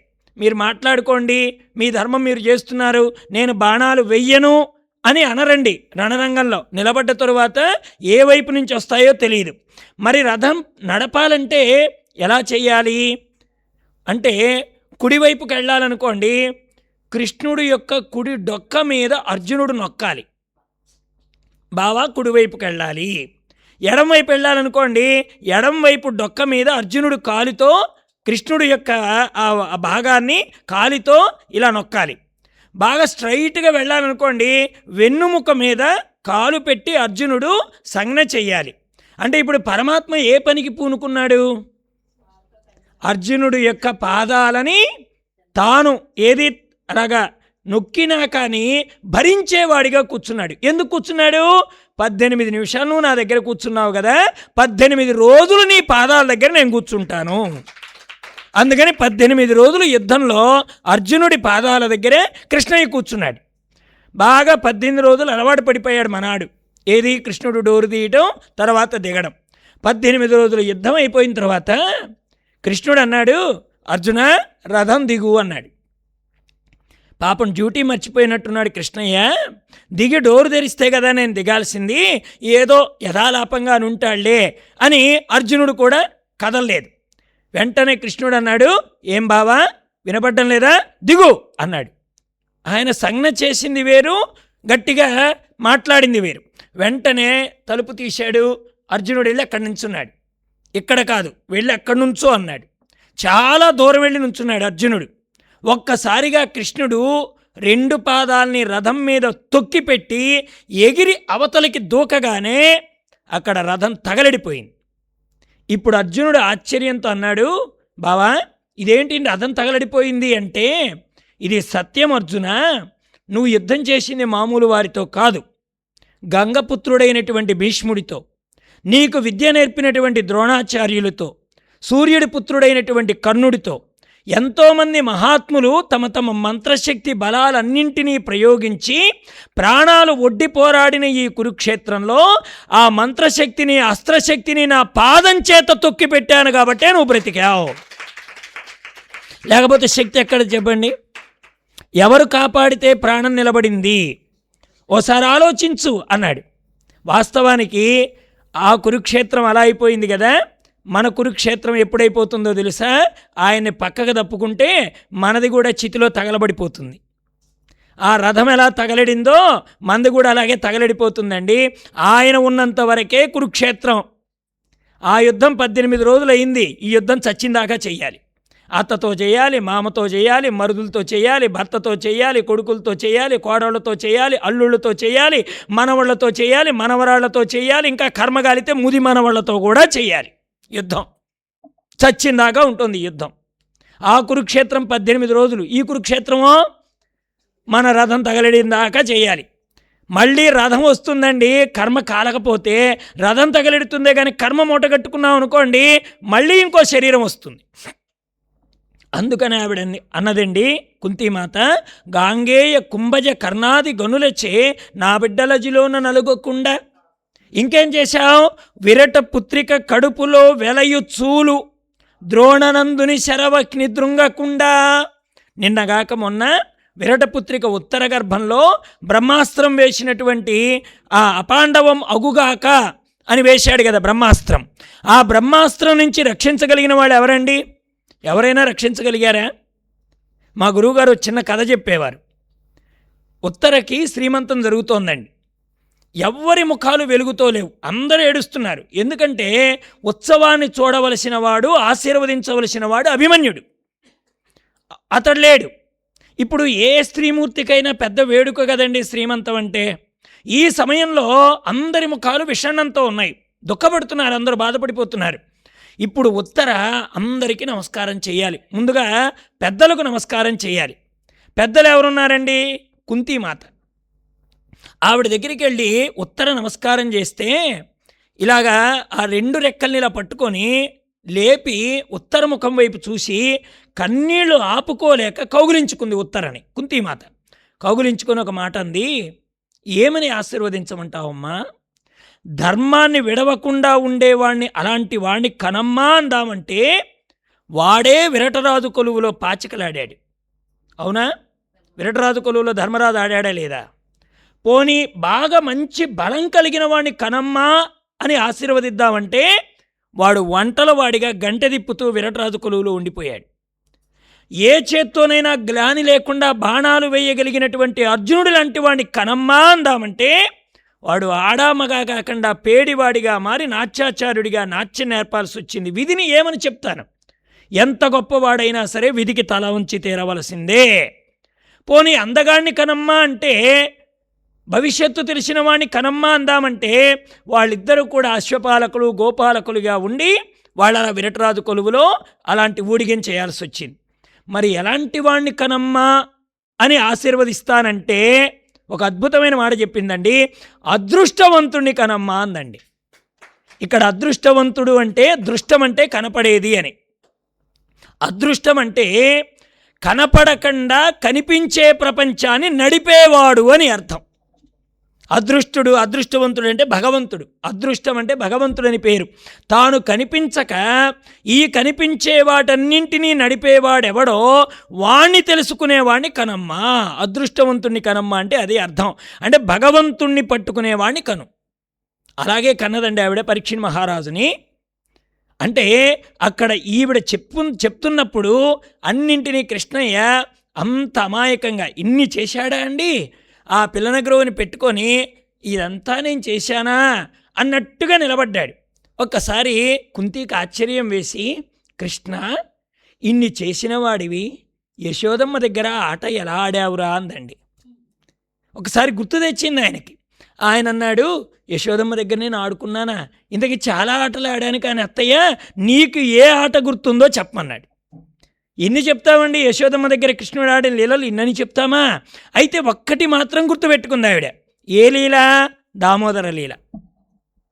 దామోదర లీల గుర్తుపెట్టుకుంది. కోపముతోడ నీవు దదికుంభము భిన్నము చేయుచున్నచో గోపిక త్రాటగట్టిన వికుంచిత సాంజన బాష్పతోయ ధారా పరిపూర్ణ వక్త్రము కరముల బాముచు వెచ్చనూర్చుచున్ పాపడవైనుటించుట కృపాపర నామది చోద్యమయ్యడిన్. ఈ ఒక్కలీల గుర్తుపెట్టుకుందండి ఆవిడ. కోపముతోడ నీవు దదికుంభము భిన్నము చేయుచున్నచో. ఏం చెప్పింది ఆవిడ? ఓ రోజున కృష్ణయ్య నీకు మంచి కోపం వచ్చింది అన్నదండి. కోపం ఎందుకు వచ్చింది? పరమాత్మ కోపం రావడానికి కారణం ఏమిటి? ఇక్కడ చాలా లీలలు ఉన్నాయండి దామోదర లీలలో. వాస్తవానికి దామోదర లీల ఒక్కటి చెప్పుకోవాలంటే వారం రోజులు పడుతుంది. మా శ్రీనివాస్ ఇచ్చిన 6 రోజుల సమయం దామోదర లీలకే అయిపోతుంది. అంత విశేషమైనది దామోదర లీల. ఇక్కడ దామోదర లీలలో యశోదమ్మ యొక్క భాగ్యము, నారదుడి యొక్క శాపము, నలకోబర మణిగ్రీవుల యొక్క అదృష్టము ఇన్ని కలిసి ఉంటేనే దామోదర లీల తయారైంది. ఓ రోజున యశోదమ్మ గోపికలందరూ వచ్చి చెప్పారు. ఏం చెప్పారు వాళ్ళు? ఓయమ్మ నీ కుమారుడు మా ఇండను పాలు పెరుగు మననీడమ్మ పోయెదమెక్కడికైనను మా అన్నల సురభులాన మంజులవాణి. ఇప్పుడు ఎక్కడైనా పిల్లాడు వచ్చి అల్లరి చేస్తుంటే, ఇప్పుడు మీ ఇంటికి వచ్చాడండి పిల్లాడు అల్లరి చేస్తున్నాడు, పిల్లాడిని కట్టడి చేసుకోమంటారా, మేము ఇల్లు మారుతామంటారా? ఏమంటారు చెప్పండి? పిల్లాడిని కట్టడి చేసుకోండి అంటారా? లేకపోతే ఇంత 10 లక్షల బిల్డింగో 50 లక్షల బిల్డింగో ఇంత అద్భుతంగా కట్టుకొని మీ అబ్బాయి గోలు తట్టుకోలేకపోతున్నాం, మేము మా ఇల్లు వదిలిపెట్టిపోతాం అని ఎవరైనా అంటారా? ఇప్పుడు వీళ్ళేమంటున్నారు? మీ పిల్లాడిని కట్టడి చేయమని అడగలేదండి యశోదమ్మని, మేము ఇల్లు వదిలిపెట్టిపోతాం అంటున్నారు. వాళ్ళ ధైర్యం ఏమిటంటే మేము ఎక్కడున్నా కృష్ణుడు వస్తాడు, అది వాళ్ళ ధైర్యం. వాళ్ళకి ఇల్లు కాదండి కావాల్సింది, కృష్ణయ్య కావాలి. మా ఇల్లు వదిలిపెట్టినా మమ్మల్ని కృష్ణయ్య వదిలిపెట్టాడు. ఇది గోపికల ధైర్యం. ఈ ధైర్యం భక్తుడికి ఉండాలండి. నేను ఎన్ని కష్టాల్లో ఉన్నా నా పరమాత్మ నా చెయ్యిని విడిచిపెట్టాడు. కౌంతేయ ప్రతిజానీహి నమే భక్త ప్రణశ్యతి. ఇది కదా నిజమైనటువంటి ధైర్యం. సూరదాస్ గారని ఒక మహానుభావుడు ఉండేవాడు. ఆయన పుట్టి గ్రుడ్డివాడు, అంధుడు.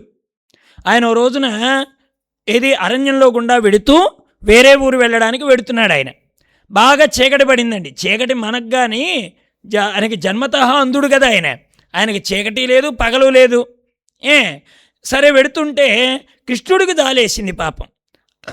అయ్యో కారాడులో వెళ్ళిపోతున్నాడే, తోడెవరు లేరే అని చేయి పట్టుకొని, తాతయ్య తాతయ్య ఎక్కడికి వెడుతున్నావు, నేను నిన్ను వదిలిపెడతాను అంటే ఈయన అన్నాడు, నువ్వు ఎవరబ్బాయివిరా, ఏం చేస్తుంటావు ఇక్కడ, మీ అమ్మా నాన్నలు ఎవరు అని అన్నీ అడుగుతున్నాడు.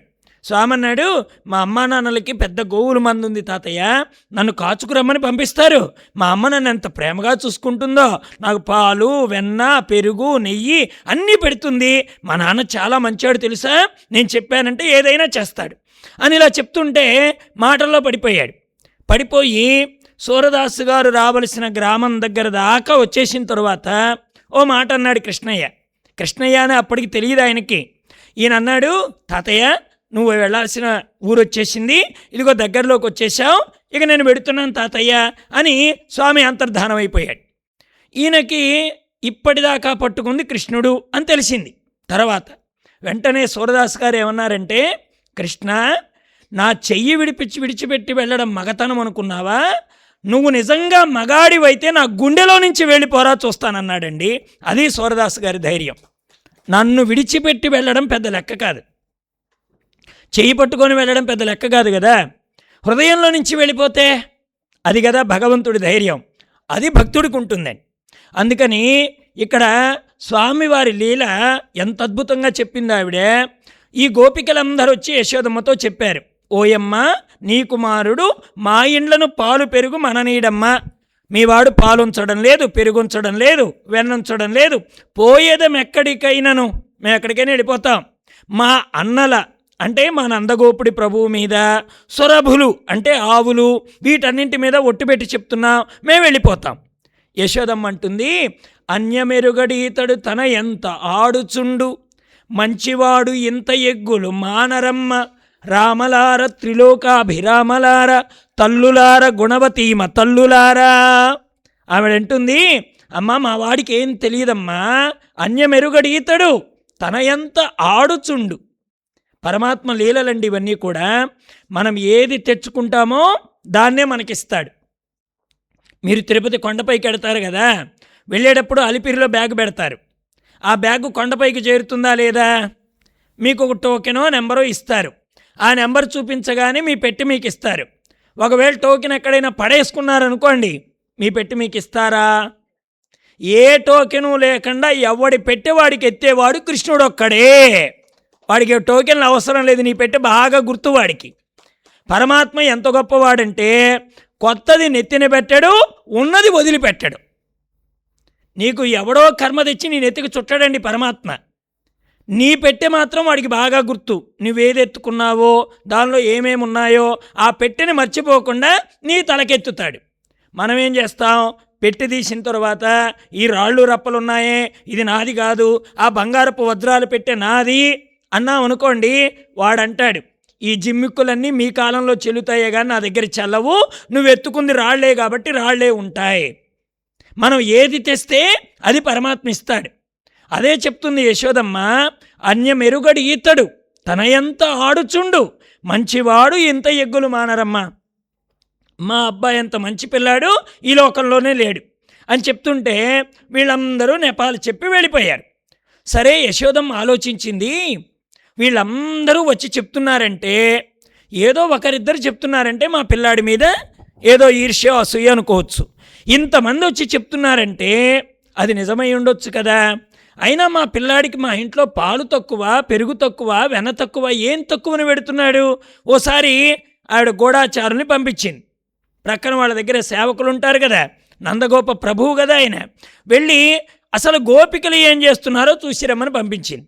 వాళ్ళు ఏం చేస్తున్నారు, పాలు పితుకుతూ కృష్ణనామం చేస్తున్నారు, పాలు కాస్తూ కృష్ణనామం చేస్తున్నారు, తోడు పెడుతూ కృష్ణుని తలుచుకుంటున్నారు, పెరుగు చిలుకుతూ కృష్ణుని తలుచుకుంటున్నారు. అన్నింటిలో కృష్ణుడి నామాన్ని భాగం చేసుకున్నారు. ఇప్పుడు యశోదమ్మకు రహస్యం అర్థమైంది. ఓహో, మా వాడిని తలుచుకుంటూ కర్మ చేస్తే మా వాడు పదార్థాన్ని వెతుక్కుంటూ వెడతాడు. ఇప్పుడు నేనేం చేస్తున్నాను, పాలు పనివాళ్ళ చేత తీయిస్తున్నాను, కాగబెట్టడం పనివాళ్ళు చేస్తున్నారు. మరి వీళ్ళందరి పనివాళ్ళు చేసే పనిని పరమాత్మ ఇష్టపడాడు కదా. నా పిల్లాడికి నేనే చేసుకోవాలి, నా కృష్ణయ్యకు నేనే వెన్న తీయాలి అని ఆ రోజున ఏం చేసింది, కవ్వం పెట్టి చిలుకుతూ ఉందండి. కవ్వం పెట్టి చిలుకుతూ ఉంటే మా రామకృష్ణానంద స్వామి వారు చెప్పేవారు, కవ్వం చిలకడం అంటే ఒక చెయ్యి కవ్వం దగ్గర ఉంటే రెండవ చెయ్యి గుండె దగ్గరకు వస్తుంది. ఇప్పుడు మళ్ళీ చెయ్యి ఇలా పోయిందనుకోండి, ఈ చెయ్యి కవ్వం దగ్గరికి వస్తే ఈ చెయ్యి గుండె దగ్గరికి వస్తుంది. అంటే అక్కడ కృష్ణుడు చెప్పిన రహస్యం ఏమిటంటే, ఒక చెయ్యి కర్మ దగ్గర పెట్టు, ఒక చెయ్యి నా దగ్గర పెట్టు, పని చెయ్యి కానీ పరమాత్మని వదలకు. మళ్ళీ ఇలా చేశాం, మళ్ళీ హృదయం దగ్గరికి వచ్చింది. అంటే ఇక్కడ పనిలో పరమాత్మని విడిచిపెట్టమని చెప్పలేదండి. సోమరిపోతులకి ఆధ్యాత్మికానికి చాలా దూరం అని చెప్పేవారు మలయాళ స్వాములు వారు. సోమరికి ఎచ్చటను స్థానము లేదని చెప్పేవాడు ఆయన. ఇలా చిలుకుతుంటే కృష్ణుడు వచ్చాడు. వచ్చి అమ్మ నాకు ఆకలేస్తోంది పాలివ్వమ్మా అని అడుగుతుంటే ఈవిడ కృష్ణనామం చేస్తూ తనను తాను మర్చిపోయింది. ఎలా మర్చిపోయింది, చేతులకుండేటువంటి తెల్లటి త్రాడటండి ఎర్రగా గులాబీ రంగులోకి వచ్చిందట. అంటే అర్థం ఏమిటి, అమ్మ యొక్క చేతులు, యశోదమ్మ చేతులటండి గులాబీ రంగుతో ఉంటాయట. ఇలా గులాబీ రంగుతో చేతులు ఉండడం అనేది పద్మినీ జాతి స్త్రీ యొక్క లక్షణం. ఇలాగా ఆవిడిలా తాడు లాగుతూ ఉంటే ఈయన అదే సమయానికి వచ్చి పాలిమ్మని అడుగుతుంటే దూరంగా యశోదమ్మ ఓ చిన్న మంట పెట్టి ఆ మంట పైన పాలు పెట్టి పరమాత్మ ఈయన వచ్చి అడిగినప్పుడు ఇక్కడ ఇంకో సన్నివేశం జరుగుతోంది. ఏమిటది? ఈవిడ పెరుగు చిలుకుతోంది, అక్కడ పాలున్నాయి పొయ్యి మీద. ఉండేటప్పటికి వెంటనే పాలు అనుకున్నాయట, ఈరోజు మా జన్మ ధన్యమైంది, యశోదమ్మ పనిలో ఉంది గనక కృష్ణుడికి పాలివ్వదు, ఇక మా దగ్గరికి వెళ్ళమని చెప్తుంది. ఈ రోజున మేము కృష్ణుడి నోటిని మేము అందుకోబోతున్నాం. ఆయన మమ్మల్ని పెదాలతో తాకుతాడు, నాలుకతో తడుముతాడు, గొంతులోకి మృంగుతాడు. ఇలా ఆబాల గోపాలం లోపల ఉండేటువంటి లోకాలన్నీ దర్శిస్తూ మేము ఈ రోజున కృష్ణ గర్భంలోకి వెళ్ళబోతున్నాం అని పాలు ఆనందపడుతున్నాయటండి. అంటే కృష్ణుడికి ఒక్కడి లోపలికి వెడితే ఇంతమందికి సంతర్పణ జరిగినట్టే కదూ. ఒక్క మెతుకుతో 10,000 మంది ఆకలి తీర్చాడండి కృష్ణయ్య. తీర్చలేదా భారతంలో? ఒక్క మెతుకే కదండి. మళ్ళీ ఆ మెతుకెవడు? వాడే. పూర్తిగా కడిగానన్నయ్య, గిన్నెలో ఏం లేదంది ద్రౌపది. ఆయన అన్నాడు, అమ్మా ఉంటుందిలే పట్టుకురమ్మా చూస్తానన్నాడు. కూరాకు నీళ్ళొసగి కోరికలు గాంచెను పాంచాలి తానెంత భాగ్యవతియో. ఆవిడ చిన్న ముక్క తీసుకున్నాడండి ఆయన. దాన్ని తీసుకొని ఇలా లోపలికి ప్రాసన చేసి సర్వలోకాలు దీనితో తృప్తి పొందుగాక అన్నాడు. అసలు మెతుకే లేనటువంటి పాత్రలోకి మెతుకై వచ్చిన వాడెవడం? కృష్ణ పరమాత్మ. ఇలాంటి అవతారాలు బోలెడున్నాయండి. ఇది మెతుక అవతారం. ద్రౌపది దగ్గర వచ్చింది వస్త్రావతారం. మరి వస్త్రంగా వచ్చిన వాడెవడు? ఆయనే. ఎన్ని అవతారాలు ఎత్తాడండి వీళ్ళ కోసం పరమాత్మ. అంటే నమ్మాలే కానీ ఇంత సేవ చేస్తాడు. సరే, ఈవిడ ఏం చేస్తుంది? ఇలా పెరుగు చిలుగుతుంటే పాలనుకున్నాయి, ఈ రోజున మమ్మల్ని తాగుతాడు కదా కృష్ణయ్య.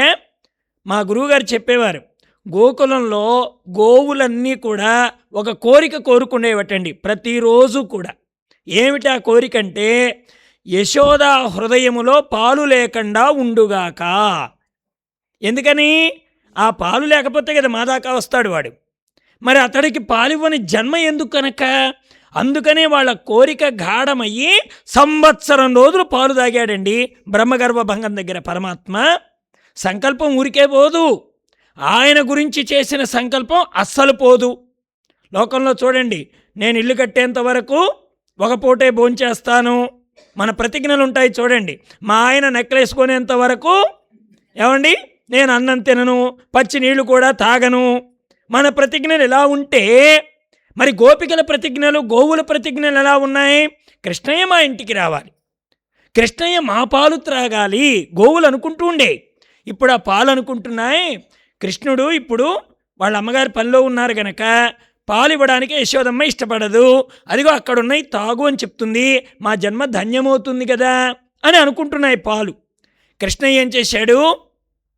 నువ్వేదో పెద్ద పనిలో ఉన్నట్టుగాను నన్ను విడిచిపెట్టి నువ్వు పనిచేస్తావా?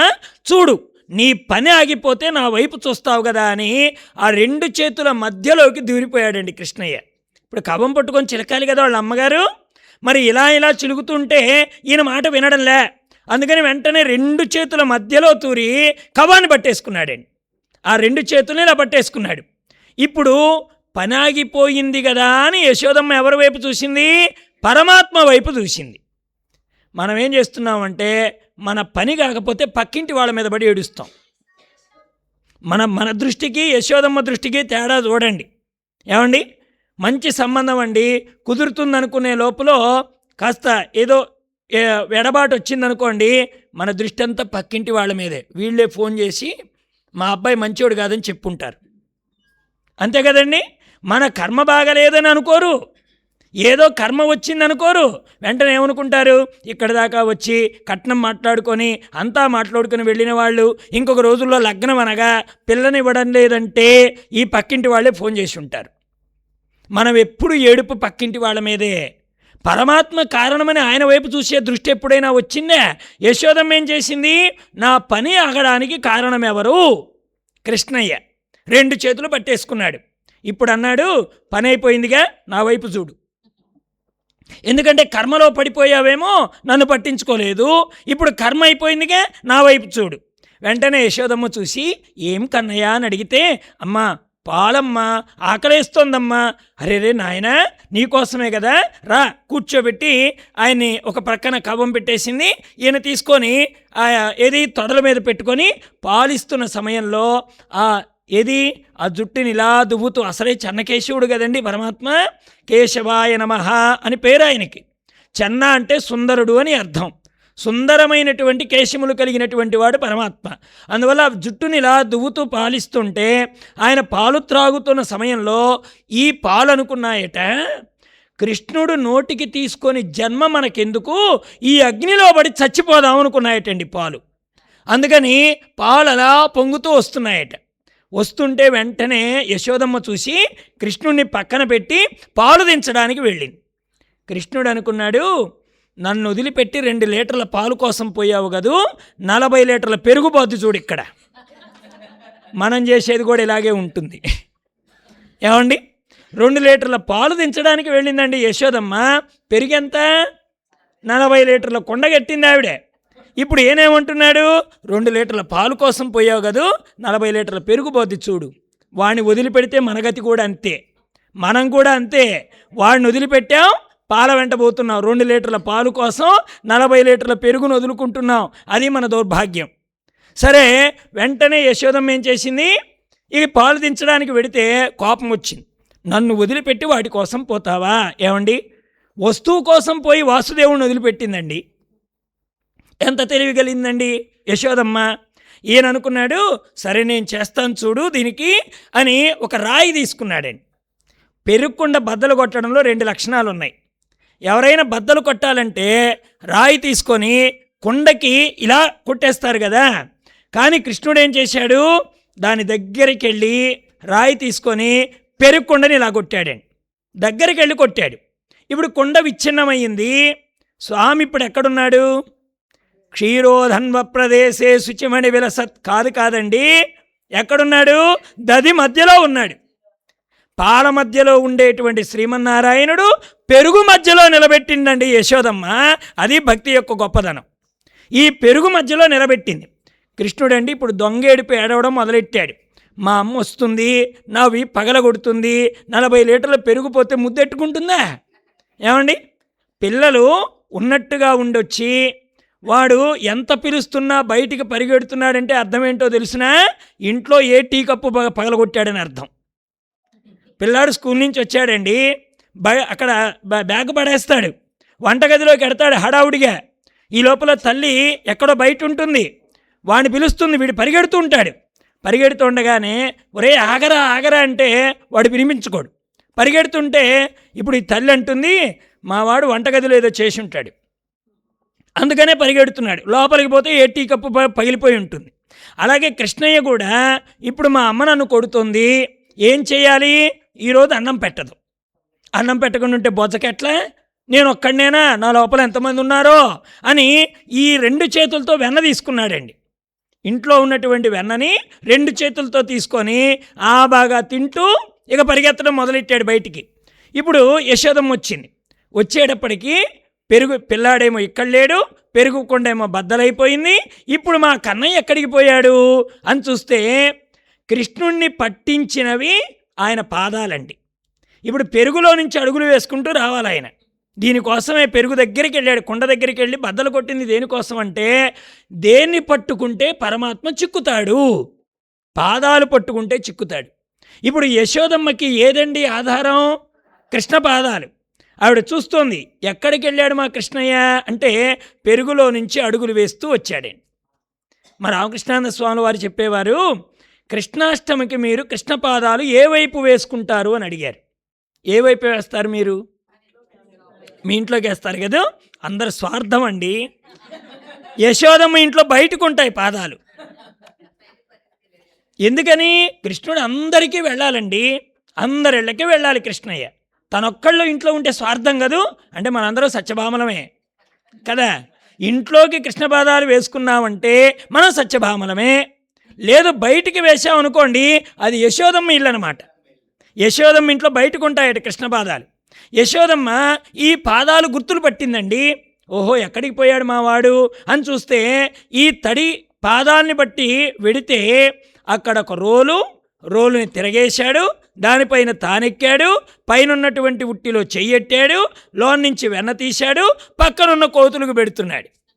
ఏమండి, కృష్ణకర్ణామృతంలో అక్కడ మహానుభావుడు లీలాశుకులు వారు చెప్తారు, వాసన పోతే గాని వాసుదేవ దర్శనం కాదంటారే, నీకు పోయిందా వాసన, మాకు పోవడానికి అని అడిగాడు ఆయన. ఏమయ్యా, గత జన్మలో ఎప్పుడో వానరులుగా ఉండి సేతుబంధనం చేసినటువంటి పుణ్యానికి కృష్ణావతారంలో కూడా వాటికి వెన్నబెట్టావే, నీకు పోయిందా గత జన్మ వాసన మాకు పోవడానికి? స్వామి క్షమించు, అది వాసన అని నేను అనను, కానీ నా వాసనలన్నీ తొలగించి నీలో కలిపేసుకో అన్నాడు మహానుభావుడు. అంటే మానవ జన్మకుండేటువంటి వాసన ఎంత గాఢంగా ఉంటుంది. ఇప్పుడు యశోదమ్మ ఏం చేసింది? కృష్ణుణ్ణి కర్ర పట్టుకొని పరిగెడుతుంది ఆయన వెంట. మీరెక్కడైనా చూడండి, కృష్ణ చరిత్రలో గోపికలందరూ వెడతారు కదా, కృష్ణుడిని కన్నది యశోదమ్మని. ఏం తెలిసింది వారికి?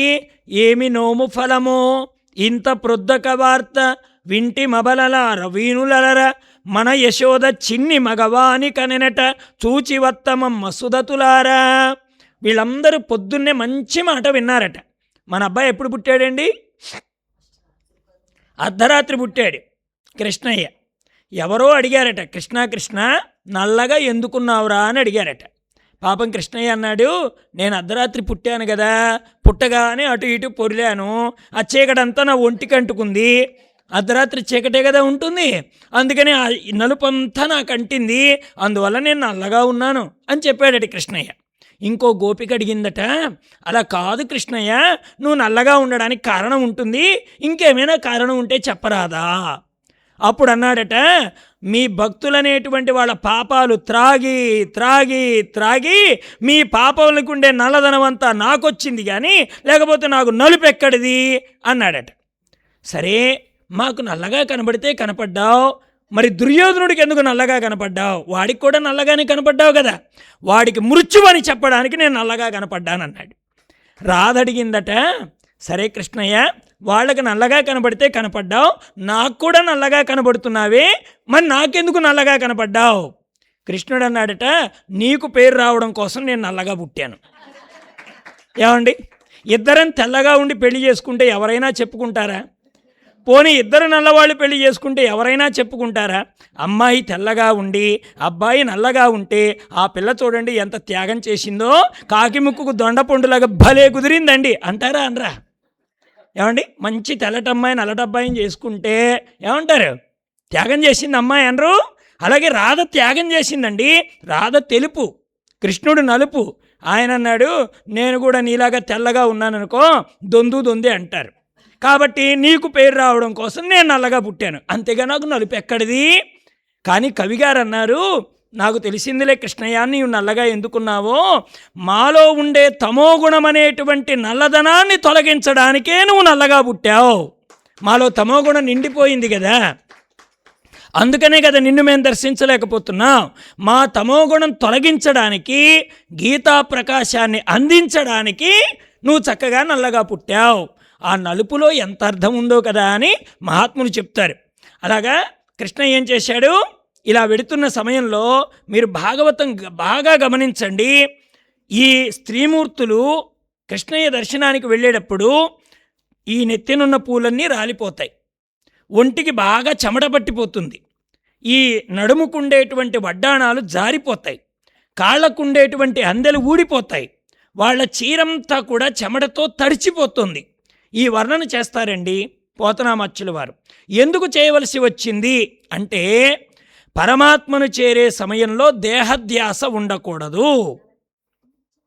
ఏమండి, ఇప్పుడు మనకు ఎక్కడైనా ఒక పెళ్లి జరుగుతుంటే ఫోటో దిగడానికి పిలిచారనుకోండి, అంచు చీర సరి చేసుకుంటాం, 25,000 రూపాయల చీర, అంచు బ్రహ్మ, ఉండు ఉండు ఉండు ఈ నగ లోపల ఉండిపోయింది, ఇది కాస్త బయటికి వేస్తాను ఉండు. మళ్ళీ అంచులో ఉండేటువంటి లాకెట్ కూడా ఇలా పడింది అనుకోండి, ఆనందం ఉండదు.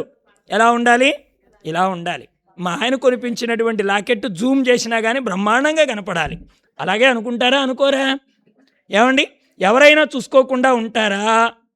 కానీ వాళ్ళ సౌందర్యాన్ని తొలగించేది ఏమిటంటే భగవంతుడి యొక్క దర్శనం. శరీరాభిమానం తొలగితే కానీ, దేహాభిమానం తొలగితే కానీ దర్శనం కాదు. అందుకని యశోదమ్మ దగ్గర పిల్లవాడిని కన్నప్పుడు, ఆవిడ దగ్గరికి వెడుతున్నప్పుడు, వాస్తవానికి మనకు తెలుసండి దేవకికి పుట్టాడని. పాపం గోకులంలో అందరూ ఏమనుకున్నారు? యశోదమ్మకే పుట్టాడు మా అబ్బాయి. ఎందుకని? యశోదమ్మ కళ్ళు ఎలాగున్నాయో మా కృష్ణయ్య కళ్ళు కూడా అలాగే ఉన్నాయి. ఎక్కడైనా తల్లి పోలిక బిడ్డకొస్తే అదృష్టవంతుడు అంటారండి. తల్లి పోలిక బిడ్డకు వచ్చిందనుకోండి, మగబ్బాయికి తల్లి పోలిక వస్తే అదృష్టవంతుడు రా, వాళ్ళ అమ్మ పోలికలతో పుట్టాడంటారు. ఎందుకని? కృష్ణయ్య చూచొచ్చింది ఆ సామెత. కళ్ళు చూడండి మన యశోదమ్మలాగే ఉన్నాయి, ఆ ముక్కు చూడండి, ఆ గడ్డం చూడండి అంటే యశోదమ్మ మురిసిపోతుంది. ఆవిడ నా పోలికలతో వచ్చాడు మా అబ్బాయి. ఎంత ఆనందం అండి యశోదమ్మకి. అందుకని ఈ యశోదమ్మ దగ్గర వీళ్ళు వెడుతున్నప్పుడు ఈ అవయవాలన్నీ కూడా చూపించాడు. తలలో పూలన్నీ కింద రాలిపడ్డాయటండి. రామచంద్ర డోంగ్రేజ్ మహారాజు గారని ఒక మహానుభావుడండి. హిందీలో భాగవత రహస్యోపన్యాసాల్ని రాశాడు ఆయన. మీకు కింద ఉన్నటువంటి రూమ్ మీద కూడా పేరుంది, మీరు చూశారో లేదో. క్రింద ఎవరో ఉంటున్నారు, క్రింద మన ఎంఆర్ఓ గారా, క్రింద రూమ్ పైన ఉన్నారా? క్రింద రూమ్ ఎవరికో ఇచ్చారు మన వాళ్ళు. దానిపైన చూడండి, రామచంద్ర డోంగ్రేజ్ మహారాజు గారి రూమ్ ఉంది, రూమ్ పేరుంది ఇక్కడ. అంటే ఆయన ఎంత గొప్పవాడంటేనండి, ఆయన ఒక కోరిక కోరాడండి. భార్య పెళ్ళైన తర్వాత వివాహం రోజున భార్యతో తొలి రాత్రి కార్యక్రమం ఉంటుంది కదా, ఆ జీవితంలోకి వెళ్ళేటప్పుడు ఈయన ఏదో నిర్లిప్తంగా నుంచున్నాడు. వాళ్ళ ఆవిడ వచ్చింది. రాగానే తొలిరై ముచ్చట్లు వేరుగా ఉంటాయి కదండి. కానీ ఆయన ఏమన్నాడు తెలుసునా? నేను కోరుతున్నాను అన్నాడండి భార్యని. ఆవిడ కూడా ఏంటండి మీ కోరిక అని అంటే, 108 భాగవత సప్తాహాలు చేసిన తరువాత సంసారంలోకి వద్దాం అనుకుంటున్నాను అన్నాడు ఆయన. 108 భాగవత సప్తాహాలు. ఏమండి, తొలి రోజే భాగవత సప్తాహం చేస్తానంటే మెడబట్టుకొని బయటికి గంటేస్తారండి ఈ రోజుల్లో. ఒక భాగవత సప్తాహానికే ఒప్పుకోరు, అయితే 108 చేస్తానన్నాడు మహానుభావుడు. ఆవిడంది నాది కూడా ఒక కండిషన్. ఈవిడేం మాట్లాడుతుందో అనుకున్నాడు మహానుభావుడు. ఆ 108 సప్తాహాలకి నేను రావాలందండి ఆవిడే. మీరు 108 చెయ్యండి, మీ 108కి నేను వస్తాను. సరే, సప్తాహాలు లెక్కేసుకుంటున్నారు. 108 పూర్తయిపోయాయి. 108 అయిపోయిన తర్వాత ఆయన అన్నాడు, మన ఇద్దరి మధ్య ఒడంబడిక పూర్తయింది, ఇక సంసారంలోకి వెడదామా అని అడిగాడండి. వెంటనే ఆవిడంది, ఎందుకండి సంసారం అంటే? వెంటనే ఆయన అన్నాడు, ఇంత విన్నాం కదా, మరి గృహస్థాశ్రమ ధర్మాలు కూడా తెలిసి ఉంటాయి కదా, మరి నీకు కూడా కొడుకు ఉంటే బాగుంటుందని నీకు కూడా ఉంటుంది కదా, వెడదామా అంటే అప్పుడు ఆవిడంది, 108 భాగవత సప్తాహాలు ఎప్పుడు విన్నానో అప్పుడే కృష్ణయ్య నా కడుపును పుట్టేశాడండి, మళ్ళా కర్మ సంతానం దేనికి అన్నది ఆవిడ. జ్ఞాన సంతానం వచ్చిన తర్వాత కర్మ సంతానం ఎందుకండి? ఒక్కసారి జ్ఞానం కలిగిన తర్వాత అది కదా ముక్తి. కర్మ సంతానం ఎంతమంది ఉంటే ఏమిటి ప్రయోజనం? జ్ఞాన సంతానం ఒక్కడ చాలడా? అంటే అంత మహత్తరమైనటువంటి గుణాలు కలిగిన వారండి రామచంద్ర డోంగ్రేజ్ మహారాజు వారి భార్య. ఆయన ఒక మాట అన్నాడు. ఏమన్నాడు? ఈ విరులన్నీ ఎందుకు రాలిపోతున్నాయో తెలుసా అంటే, లోకంలో ఎక్కడైనా కొత్తగా పెళ్ళైన తరువాత కొన్నాళ్ళకి ప్రతి అత్తగారి నోటి నుంచి వచ్చే మాట ఏమిటంటే, కాదండి, మా కోడలు మా అబ్బాయికి ఏం మందు పెట్టిందో మా వాడిని ఆ మాట వినడం లేదు. అంతే కదండి. ఉంటాయా ఉండవా ఇళ్లల్లో? ప్రతి వాళ్ళ నోటిలో కొద్దిసేపట్లో వచ్చే మాట ఏమిటంటే, వాళ్ళ ఆవిడండి నెత్తికెత్తుకుంటున్నాడండి వాడు అంటారు. నెత్తికెత్తుకోవడం అంటే అర్థం ఏంటండి? విన్నారా మాట ఎప్పుడైనా? మా కోడల్ని నెత్తినెత్తుకుంటాడండి మా వాడు అంటారండి. అంటే అర్థం ఏమిటి? ఒకప్పుడు మీ ఆయన ఎత్తుకోలే నిన్ను, మీ ఆయన చేసిన పని ఈరోజు మీ అబ్బాయి చేస్తున్నాడు. పెద్ద పొరపాటు ఏముంది? కాకపోతే అది మనం జీర్ణించుకోవడం కొద్దిగా కష్టం అండి. ప్రతి వాళ్ళ జీవితంలో ఉంటుంది ఇది. మనం చేసిన పని కూడా అదే. ఈ రోజున మన అబ్బాయి మనకు ఆ పని చేసేటప్పటికి మనకు కాస్త దిగులు వచ్చేసింది. ఇప్పుడు నెత్తికెత్తుకున్నాడంటే అర్థం ఏమిటి? అగ్రస్థానం ఇచ్చాడని. అంతే కదా. నాకంటే ఎక్కువగా మా కోడల మాట వింటున్నాడు. ఇప్పుడు పూలు ఎక్కడున్నాయండి? నెత్తి మీద ఉన్నాయి. నెత్తి మీద ఉన్నటువంటి పూలట రాలిపోయాయట. అంటే అక్కడ అర్థం ఏం చెప్పారంటే రామచంద్ర డోంగ్రేజ్ మహారాజు వారు, కృష్ణ దర్శనము చేసిన వాడి నెత్తికెక్కడానికి పూలకు కూడా అర్హత లేదు, వాడి పాదాల మీద పడి రుణం తీర్చుకుంటాయి, అందుకే కింద రాలిపడ్డాయి అన్నాడు ఆయన. ఇది ఎంత అద్భుతమైన వర్ణనండి. కృష్ణ భక్తుడైనటువంటి వాడు కృష్ణ దర్శనం చేసిన తర్వాత వాడి నెత్తి మీద ఇంకే వస్తువు ఉండదటండి. ఏమైపోతాయి పూలు కూడా? బాబాబు నువ్వు కృష్ణ దర్శనం చేశావురా, నీ నెత్తికెక్కే అర్హత మాకెక్కడుంది, రాలి నీ పాదాల మీద పడి మేము మా రుణాన్ని తీర్చుకుంటాం, అందుకనే గోపికల తలలో పూలన్నీ రాలి కింద పడ్డాయి అన్నాడు ఆయన. అంటే కృష్ణ దర్శనంలో ఇంత గొప్పదనం ఉందండి. కృష్ణుడి మాటలో అంత కమ్మదనం ఉంది. ఏకనాథ మహారాజు వారు రుక్మిణీ కళ్యాణం రాసేటప్పుడు ఆయన ఒక మాట అనుకున్నాడట. ఏది? రుక్మిణీ కళ్యాణంలో ఓ మాట ఉంటుందండి, గనుడా భూసురుడేగెనో నడుమ మార్గశ్రాంతుడై చిక్కెనో అవిని కృష్ణుడిది తప్పుగా తలచెనో విచ్చేసెనో అని పెద్ద పద్యం ఒకటి ఉంది. రుక్మిణీ కళ్యాణం ఎంతమంది పారాయణం చేశారండి? పద్యాలు ఏమైనా గుర్తుందా ఇప్పుడు చెప్పిన పద్యం? ఆవిడ అనుకుంటుంది, నేను అగ్నిజ్యోతి నుండి పంపాను కదా, వెళ్ళాడో లేదో, కృష్ణుడు విన్నాడో లేదో, విని తప్పుగా అనుకున్నాడో ఏమో, లేక మన మనస్సెరిగిన వాడు గనక విచ్చేశాడో ఏమో అని ఇలా అనుకుంటున్న సమయంలో ఆ పద్యం రాసేటప్పుడండి, అనుకునేటప్పుడు ఓ చెలికత్తి వచ్చిందటండి. మీరు భాగవతాన్ని వినేటప్పుడు నేను ఎక్కడ దృశ్యం చెప్తున్నానో అక్కడికి మీరు వెళ్ళిపోండి, తప్పకుండా దృశ్యం కనపడుతుంది. ఇప్పుడు ఈవిడేమనుకుంటుంది, ఆయన వెళ్ళాడో లేదో, మా ఆయన ఇంకా పెళ్లి కాలేదండో, మా ఆయన ఎంత అథారిటీగా చెప్తుందంటే రుక్మిణి నా సొత్తు అంటుందండి కృష్ణయ్యని. ఎంత ధైర్యం అండి భక్తుడికి! నావాడనుకోవడానికి ఎంత ధైర్యం కావాలి! భగవంతుడు నావాడనుకోవడానికి ఎంత అథారిటీ ఉంటుంది భక్తుడికి. అందుకే భగవద్గీతలో స్వామి చెప్తాడు, నమే భక్త ప్రణశ్యతి, నా భక్తుడు ఎన్నటికీ చెడిపోడు, నా భక్తుడే నాకు చాలా ఇష్టమైన వాడు అని చెప్తాడు. నాహం వసామి వైకుంఠే నయోగి హృదయేరవో మద్భక్తాని ఎత్ర గాయంతి తత్ర తిష్టామి నారదా. నేను ఎక్కడుంటాను? నా భక్తులు ఎక్కడ గానం చేస్తుంటే అక్కడుంటాను. మచ్చిత్త మద్గత ప్రాణాహ బోధయంత పరస్పరం కథయంతచ్చ మాం నిత్యం తుష్యంతి చ రమంతి చ. ఇది కదా భగవద్గీతలో స్వామి ప్రతిజ్ఞ. సరే, ఆయన వెళ్ళాడో వెళ్ళలేదో ఈవిడ ఆలోచిస్తుంది. చెలికత్తి వచ్చిందండి. వచ్చి రుక్మిణి అమ్మవారితో అంది, ఏంటమ్మా ఆలోచిస్తున్నావు అని అంటే, ఏం లేదే, కృష్ణుడి దగ్గరికి రాయబారం పంపాను అగ్నిద్యోత నుండి, ఆయన ఇంకా తిరిగి రాలేదు, ఆయన కోసం ఎదురు చూస్తున్నాను అనగానే విద్యాగంధం ఏమాత్రం లేని చెలికత్తె ఏం చెప్పిందో తెలుసా అండి? ఏం చెప్పుంటుందని అనుకుంటున్నారు మీరు? పెద్ద పెద్ద పండితులకు కూడా ఈ విషయం అర్థం కావాలంటే చాలా కష్టం. కానీ ఏమాత్రము విద్యాగంధం లేనటువంటి ఒక చెలికత్తి చెప్పిందండి కృష్ణ హృదయాన్ని. అమ్మా నీ పిచ్చి కానీ కృష్ణుడిని చూసిన వాడు మళ్ళీ ప్రపంచంలోకి వస్తాడా అని అడిగిందండి ఆవిడ. కృష్ణుడిని ఒక్కసారి చూసిన వాడు మళ్ళీ ప్రపంచంలోకి వస్తాడా? ఎంత అద్భుతమైన మాట అండి. దీనికి చదవాలా? ఎన్ని గ్రంథాలు చదివితే ఆ తెలివి వస్తుంది? పరమాత్మని చూసిన తరువాత పరమాత్మని చూసిన కళ్ళతో మళ్ళా బయట ప్రపంచాన్ని వాడు చూడగలుగుతాడా? ఇంకొక రహస్యం చెప్పాడండి ఏకనాథుల వారు. పెళ్ళప్పుడు పెళ్లి కూతుర్ని బుట్టలో తెస్తారు తెలుసా? ఏమండి, ఇప్పుడు బుట్టలో తెచ్చేటప్పుడు ఎక్కడుంటుందండి పెళ్లి కూతురు? చేతిలో ఉంటుంది. పూర్వకాలంలో అయితే నెత్తిన పెట్టుకొని కూడా మోసుకొచ్చేవారు ఆ అమ్మాయి యందు ఉండేటువంటి అనురాగంతో. ఇప్పుడు లక్ష్మీదేవిని ఎత్తుకున్నారటండి. లక్ష్మీదేవిని ఎత్తుకున్నారట. ఎత్తుకుంటే ఆవిడ దిగటం లేదటండి. పైన కూర్చుంది కదా అమ్మవారు, తొందరగా దిగదండి. లక్ష్మీ తలకెక్కితే తొందరగా దిగడం చాలా కష్టం. వీళ్ళందరూ అంటున్నారు, అమ్మ దిగమ్మ దిగమ్మ అంటే ఆవిడ అంటుంది, ఇది చాలా బాగుంది, ఇక్కడే కూర్చుంటానని ఆవిడ దిగటం లేదట. ఎంతమంది వెళ్ళినా దిక్కపోతే కృష్ణుడు వెళ్ళి చూపు చూసేటప్పటికి లక్ష్మీ దిగిందటండి. అంటే అక్కడ అర్థం ఏమిటి? జ్ఞానము కలిగితే ధనవంతుడనే పొగరు ఉండదు. ఒక్క విషయం చెప్పారు మా రామకృష్ణానంద స్వాముల వారు. లక్ష్మీదేవి ఒక్కటే గనక వస్తే గుడ్లగోబు మీద ఎక్కి వస్తుందటండి. అమ్మవారి వాహనం ఏమిటి? గుడ్లగోబ. గుడ్లగోపుకుండే లక్షణం ఏమిటి? కళ్ళు కనపడకపోవడం. లక్ష్మీదేవి కూడా ఒక్కతిగా వస్తే కళ్ళు కనపడవండి మనకి. అదే నారాయణుడితో వచ్చిందనుకోండి, గరుడు మీద వస్తుందట అమ్మ.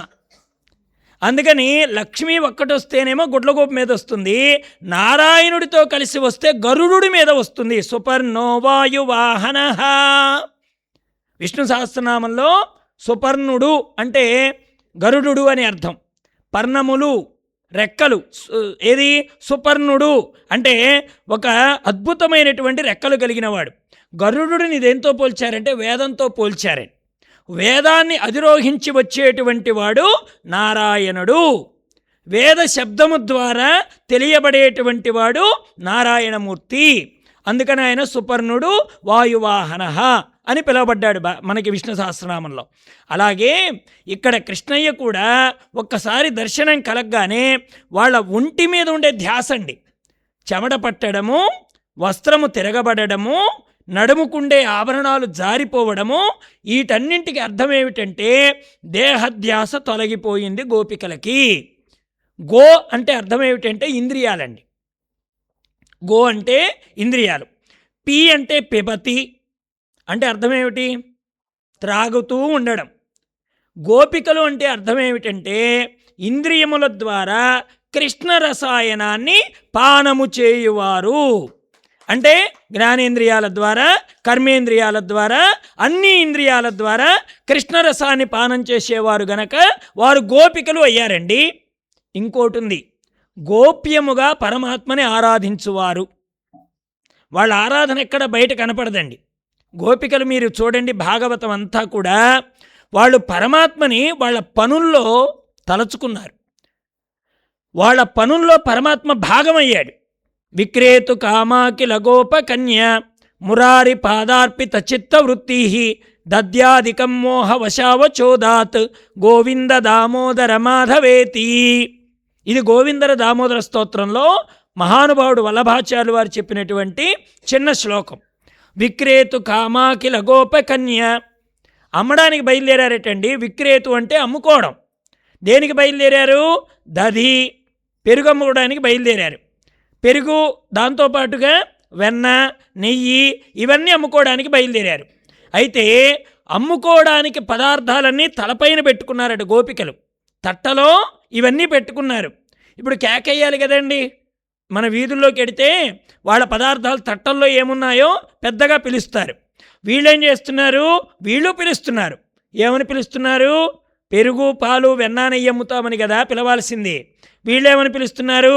గోవిందుడిని నమ్ముతాం కొంటారా, దామోదరుని నమ్ముతాం కొంటారా, ఏమండి మాధవుని నమ్ముతాం కొంటారా అంటే ప్రక్కనున్న గోపికలు అనుకున్నారు వీళ్ళేం పిచ్చివాళ్ళ, కృష్ణుడు తమ ఇంటికి రావాలనుకుంటారే కానీ వీళ్ళని అమ్ముతామంటున్నారే అని పరిగెత్తుకు వెళ్ళి వాళ్ళ శరీరాన్ని ఇలా కుదిపి, నువ్వేం మాట్లాడుతున్నావో నీకు అర్థమవుతుందా అని అడిగితే వాళ్ళు అన్నారట, అదేంటి చెవులు పోయేటట్టుగా మీకు వినపడ్డం లేదా?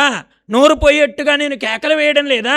పెరుగు, పాలు, వెన్న, నెయ్యి అమ్ముతామని చెప్తున్నాం కదా, మీకు వినపడ్డం లేదా? వాళ్ళన్నారు, నువ్వు అలా పిలవడం లేదు, దామోదరుని నమ్ముతాం కొంటారా, అచ్యుతుని నమ్ముతాం కొంటారా. అప్పుడు ఈ గోపికలు అనుకున్నారట, కృష్ణయ్య మా పని కూడా మమ్మల్ని చేసుకోనివ్వక అన్ని పనులు నీవై కూర్చున్నావే. వ్యాస భాగవతంలో చెప్తారండి, మురళీరవాన్ని ఆపమని కోరుకున్నారట గోపికలు. ఏమండి ఎవరైనా ఆపమని కోరుకుంటారా అండి? మీరు పాడుతుంటారు కదా, వేదాంత వీధులలో విహరించు గిరిధారి ఏదిరా నీ మురళి ఊదరా ఒకసారి అని అడుగుతారు కదండి. ఇది ఎవరు పాడిన పాట? గోపికలు పాడుకున్నారు కదా. మరి గోపికలు పాడుకున్నటువంటి పాట ఆపమని ఎందుకన్నారు అంటే వాడు కారణం చెప్పారు. కృష్ణయ్య, మేము పొయ్యి వెలిగించుకునే సమయం అవుతోంది, ఇప్పుడు మేము అన్నం వండుకోవాలి, అన్నం వండి మా ఇంట్లో వాళ్ళకు పెడితేనే మేము నీ దగ్గరికి వచ్చే కోరిక నెరవేరుతుంది. ఇప్పుడు నువ్వు గనక వేణువుని ఆపకపోతే ఇద్దరి ప్రయోజనం దెబ్బతింటుంది. ఎందుకని? నువ్వు అలాగ వేణువుని ఊదుతుంటే మా కట్టెలలో నుంచి రసం వస్తుంది అని చెప్పారండి గోపికలు. కట్టెల్లో నుంచి నీళ్ళు వస్తున్నాయటండి. అంటే జడము కూడా రసస్పందన కలిగి ఉంటుంది కృష్ణనామంలో. కృష్ణ అని పిలవగానే ఆ కట్టెలు కూడా కరిగి అందులో నుంచి నీరు వస్తుందటండి. నీరు వస్తే పొయ్యి మండుతుందా? ఏమండి బాగా తడిచిన కట్టెలతో మంట పెట్టగలరా? గోపికలు అంటున్నారు, కృష్ణ దయచేసి ఆ మురళీరవాన్ని ఆపితే మేము మా పనులన్నీ పూర్తి చేసుకొని నీ దగ్గరికి వస్తాం అని అడిగారండి వాళ్ళు. అంటే గోపికలు ఇంత నిగూఢమైన భక్తి కలిగిన వాళ్ళు. ఆ గోపిక భక్తిని పట్టుకుందండి కుంతీమాత. అందుకని భాగవతంలో ఒక పద్యం చాలండి మనల్ని ఉద్ధరించడానికి. భాగవతం అంతా గుర్తుకు రానక్కర్లా మనకి. కుంతీమాత చెప్పింది, ఆ రోజున నువ్వు చేసిన లీల ఉన్నదే, ఇలాగా కోతులకు పెట్టడం చూసింది కదా యశోదమ్మ, నిన్ను కొట్టాలని కర్ర పుచ్చుకుంది, నీ వెనక పరిగెడుతోంది, నువ్వు వెనక్కి తిరిగి చూస్తున్నావు, కానీ యశోదమ్మకి చిక్కడం లేదు. ఎప్పుడైతే యశోదమ్మ కర్రని వదిలేసిందో, అమ్మా అంటూ వచ్చి కౌగిల్లో చిక్కుకున్నావయ్యా అన్నాడండి పోతనామాచ్యుల వారు. చేతిలో ఉన్న కర్రే అహంకారం. నేను పరమాత్మని పట్టగలను అనే అహంకారం ఉన్నవాడికి పరమాత్మ ఎప్పటికీ దక్కడు, వాడు చిక్కడు. అహంకారం అనే కర్ర ఎవడు వదిలేస్తాడో అప్పుడు పరమాత్మ తనంత తానుగా వచ్చి చిక్కుతాడు.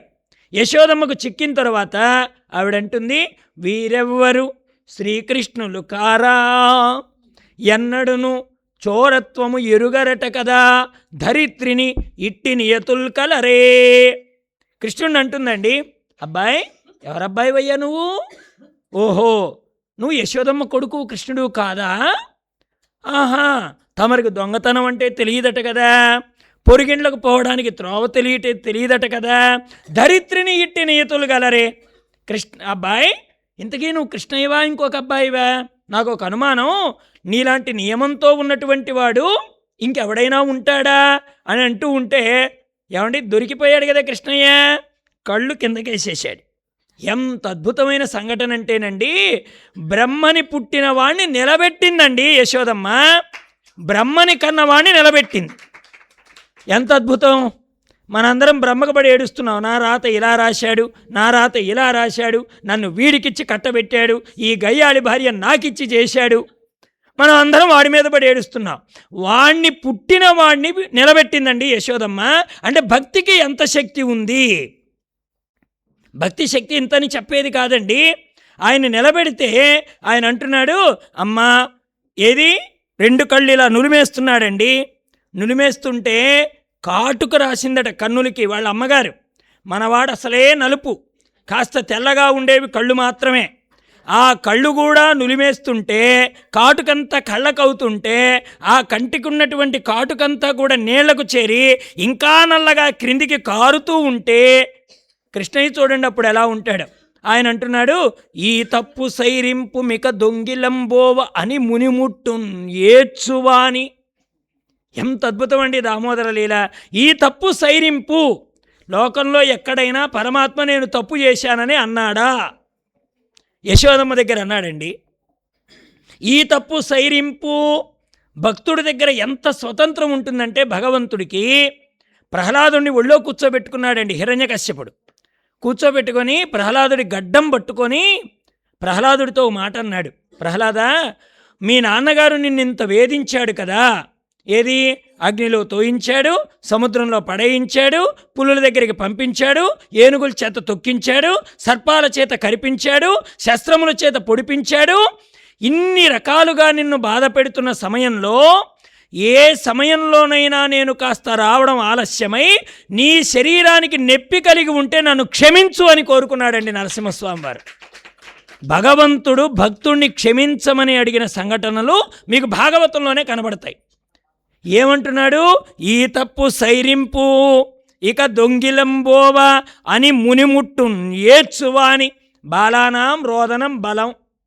పిల్లాడికి బాగా బలం ఏమిటంటే పక్కింటి వాడిని 4 గుద్దులు గుద్ది మనవాడు కళ్ళంట 4 చుక్కలు కారుస్తూ ఇంటికి రాగానే తల్లి అంటుంది, అమ్మమ్మమ్మమ్మో మా అబ్బాయిని నీ దెబ్బలు కొట్టేశాడో అని వీడిని పట్టుకొని అక్కడికి వెడితే అక్కడ వాడు ఏడుస్తూ ఉంటాడు.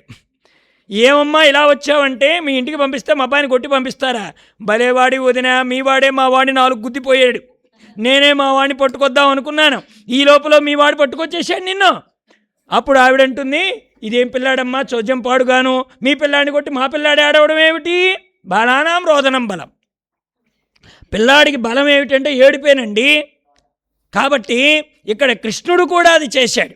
ఈ తప్పు సైరింపు మిక దొంగిలంబోవా, అమ్మా తప్పైపోయిందమ్మా, క్షమించమ్మా, ఈ తప్పొక్కటే చేశానమ్మా, ఇక నేను ఎప్పుడూ దొంగతనానికి వెళ్ళనమ్మా అని మునిముట్టు ఏడ్చువా అని. అంటే కొట్టక ముందర ఏడుస్తున్నాడట అబ్బాయి. వెంటనే యశోదమ్మ అనుకుంది, బాలుడికి రోషం ఉండాలి, బాలుడికి కాస్త అప్పుడప్పుడు దండనం చేయాలి, లేకపోతే వీడు రేపు ప్రొద్దున పెట్టేగిపోతాడు, వీడిని కట్టేయాలనుకుందండి. అనుకున్నటువంటి యశోదమ్మ రోలుని తిరగేసింది. బాగా గుర్తుపెట్టుకోండి, మీ ఇళ్లలో రోళ్ళు ఉన్నాయా? అన్ని గ్రైండర్లేనా? మిక్సీలు గ్రైండర్లు వచ్చిన తర్వాత రోళ్ళు ఎక్కడుంటాయండి? మర్చిపోయి ఉంటారు. రోళ్ళు ఉంటాయి కదా. ఎప్పుడూ కూడా రోలుని బోర్ల వేయకూడదండి. మన వాళ్ళు ఎక్కడైనా రోలుని తరలించాలన్నా కానీ బోర్ల వేసి ఎవరూ తరలించరు. దానికి ఒక విధానం ఉంది, పెద్దవాళ్ళని అడగండి చెప్తారు. బోర్ల వేస్తే ఆ రోలుకి ఒక అపరాధం ఉంటుంది. ఇప్పుడు రోలుని తిరగేయకుండా ఇలా పెడితే ఏముంటుంది? కర్మ ఉంటుందండి. రోలుని మామూలుగా పెట్టారనుకోండి, దంచడము, రుబ్బడము ఇవన్నీ ఉంటాయండి కర్మలు. తిరగేసామనుకోండి, కర్మ ఉంటుందా? తిరగేస్తే పని ఉంటుందా? ఇప్పుడు యశోదమ్మ ఏం చేసింది? రోలుని తిరగేసిందండి. అంటే అర్థం ఏమిటి? కర్మ లేదక్కడ. పరమాత్మని పట్టుకున్న తరువాత ఇక వాడే పెద్ద పని కూర్చుంటాడండి. ఇక అంతకంటే పనే ఉంది? భగవంతుని పట్టుకోవడమే పెద్ద పని. కర్మని తిరగేసి ఆ రోలుకి కట్టిందండి యశోదమ్మ. ఇప్పుడు ఆ పిల్లాన్ని రోటికి కట్టేసింది. ఇప్పుడు రోలు అంటుందట, యశోదమ్మ నీ పిల్లాన్ని కడితే కట్టావు, నన్ను ఎందుకు కడుతున్నావు అని అడిగిందండి. ఇప్పుడు పిల్లాడి నడుము కట్టేశామండి, రోలుకి కట్టకుండా వదిలేస్తే పిల్లాడు ఉంటాడా? ఉండడు. పోనీ రోలు కట్టామండి, పిల్లాడి కట్టలేదండి, అప్పుడు పిల్లాడు ఉంటాడా? ఉండడండి. బంధనం అనేది రెండు పక్కలా ఉంటేనే ఉంటుంది. చాలామంది ఉపయోగించే మాట ఏమిటంటే, నేను భాగవతానికి వద్దాం అనుకున్నాను కానీ మా మనవడు రానివ్వలేదండి. అంటే బంధం నీకు కూడా ఉందండి. నీకు కూడా లేకపోతే ఎక్కడ నువ్వు ఉండలేవు. నువ్వు ఉన్నావంటే కారణం ఏమిటి? నీకు కూడా వాడి యందు ప్రేమ ఉంది కాబట్టే అక్కడ బంధింపబడ్డావు. లోకంలో మానవుడికి ఇష్టం లేని పదం ఏమిటంటే, నువ్వు బంధింపబడ్డావంటే ఒప్పుకోడండి. సంసారంలో బంధింపబడ్డారంటే ఒప్పుకోడు. నన్ను ఎవడున్నాడు కట్టడానికి అంటాడు. కానీ కట్టుకున్నది నీవే, బంధం పెట్టుకున్నది కూడా నీవే. మలయాళ స్వామి వారి దగ్గరికి వచ్చి ఒక ఆయన, ఏమండి సంసారం నన్ను రానివ్వడం లేదండి, నేను భగవద్గీత చదువుదామంటే సంసారం రానివ్వడం లేదండి, భగవద్గీత ఉపన్యాసాలు విందామంటే సంసారం రానివ్వడం లేదండి అని ఎప్పుడొచ్చినా ఇదే మాట చెప్పేవాడు మలయాళ స్వామి వారితో. వెంటనే ఎంతకాలం వింటారండి మహాత్ములు మాత్రం. ఏనేం చేశాడు? దారిలో నడుస్తున్న మహానుభావుడు కాస్త ఓ చెట్టుని గట్టిగా పట్టేసుకొని, చెట్టు నన్ను పట్టుకుంది విడదీయండి, చెట్టు నన్ను పట్టుకుంది విడదీయండి అని పెద్దగా అరవడం మొదలెట్టాడు. వెంటనే వీడన్నాడు, ఏమండి మీరు వెళ్ళి చెట్టును పట్టుకున్నారే కానీ చెట్టు మిమ్మల్ని పట్టుకుంటుందా అండి? చెట్టు జడం కదా, అది మిమ్మల్ని ఎలా పట్టుకుంటుంది? వెంటనే స్వామి అన్నాడు, సంసారం కూడా జడం కదా, అది నిన్ను ఎలా పట్టుకుంటుంది అన్నాడు. నువ్వు వెళ్ళి దాన్ని పట్టుకున్నావేమో, అది నిన్ను విడిచిపెట్టడంలా. సంసారం కూడా మనమే పట్టుకున్నాం. మా గురువుగారు చెప్పారండి, మొసలి దగ్గరికి గజేంద్రుడు పట్టుకున్నాడు కదా, ఇంతకీ మొసలి గజేంద్రుడి దగ్గరికి వచ్చిందా, గజేంద్రుడు మొసలి దగ్గరికి పోయాడా?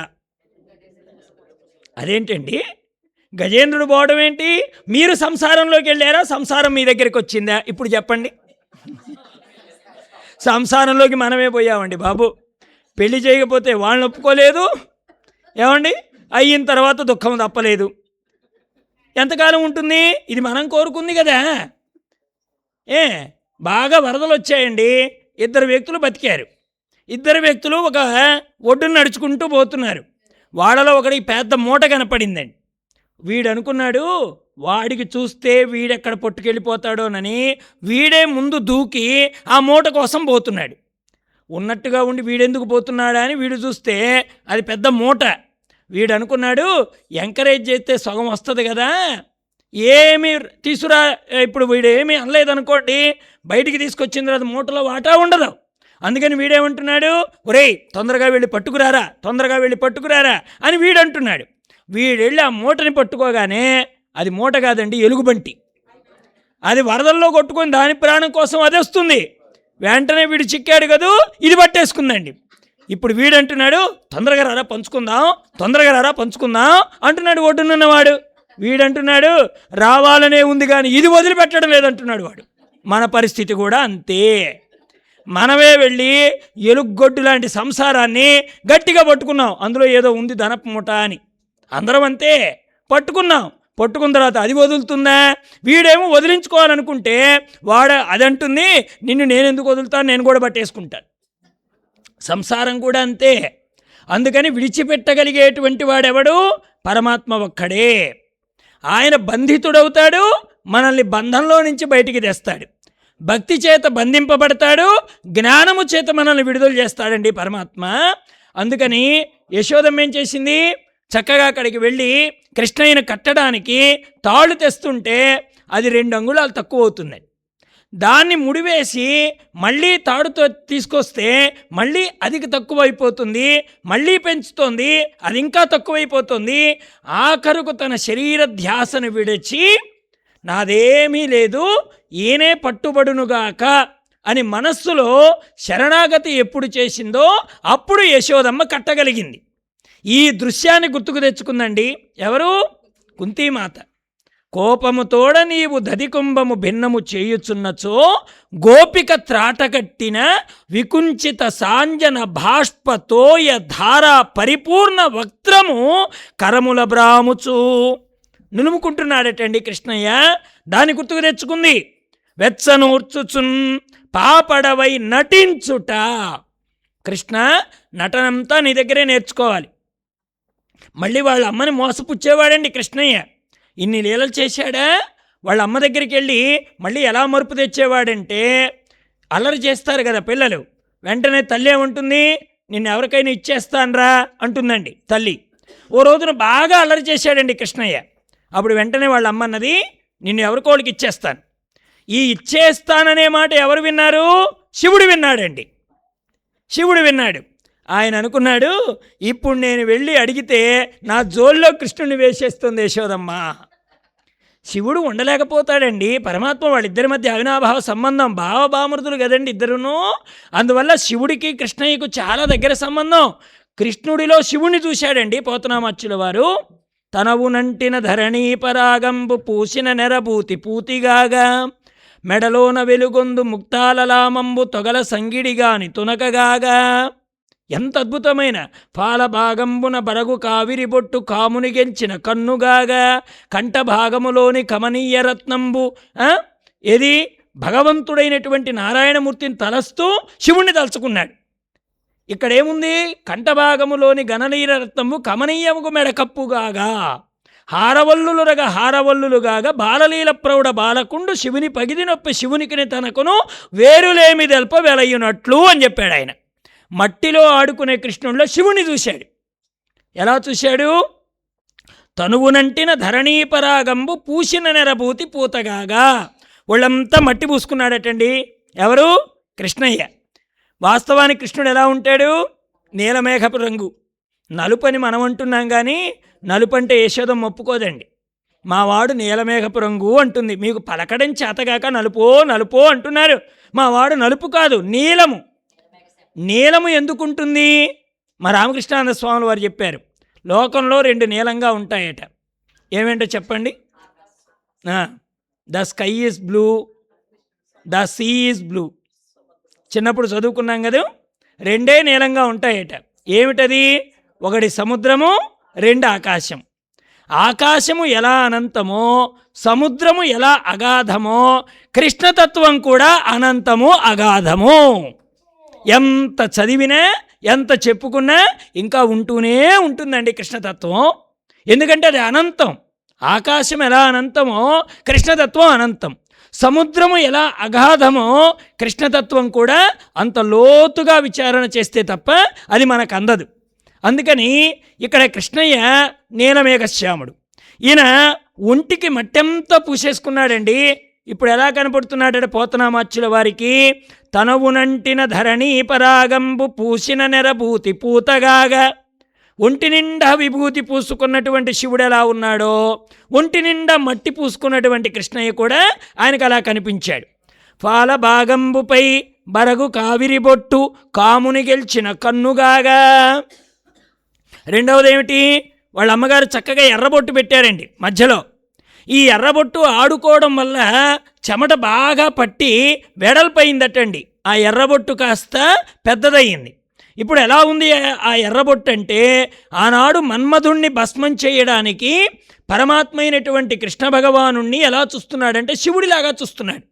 మన్మధుణ్ణి భస్మం చేసేటప్పుడు ఆయన కన్ను ఎర్రబడిందా లేదా, మధ్య భాగంలో కన్నున్నదా లేదా, ఆ కన్నుకి ఇది చెప్పారు.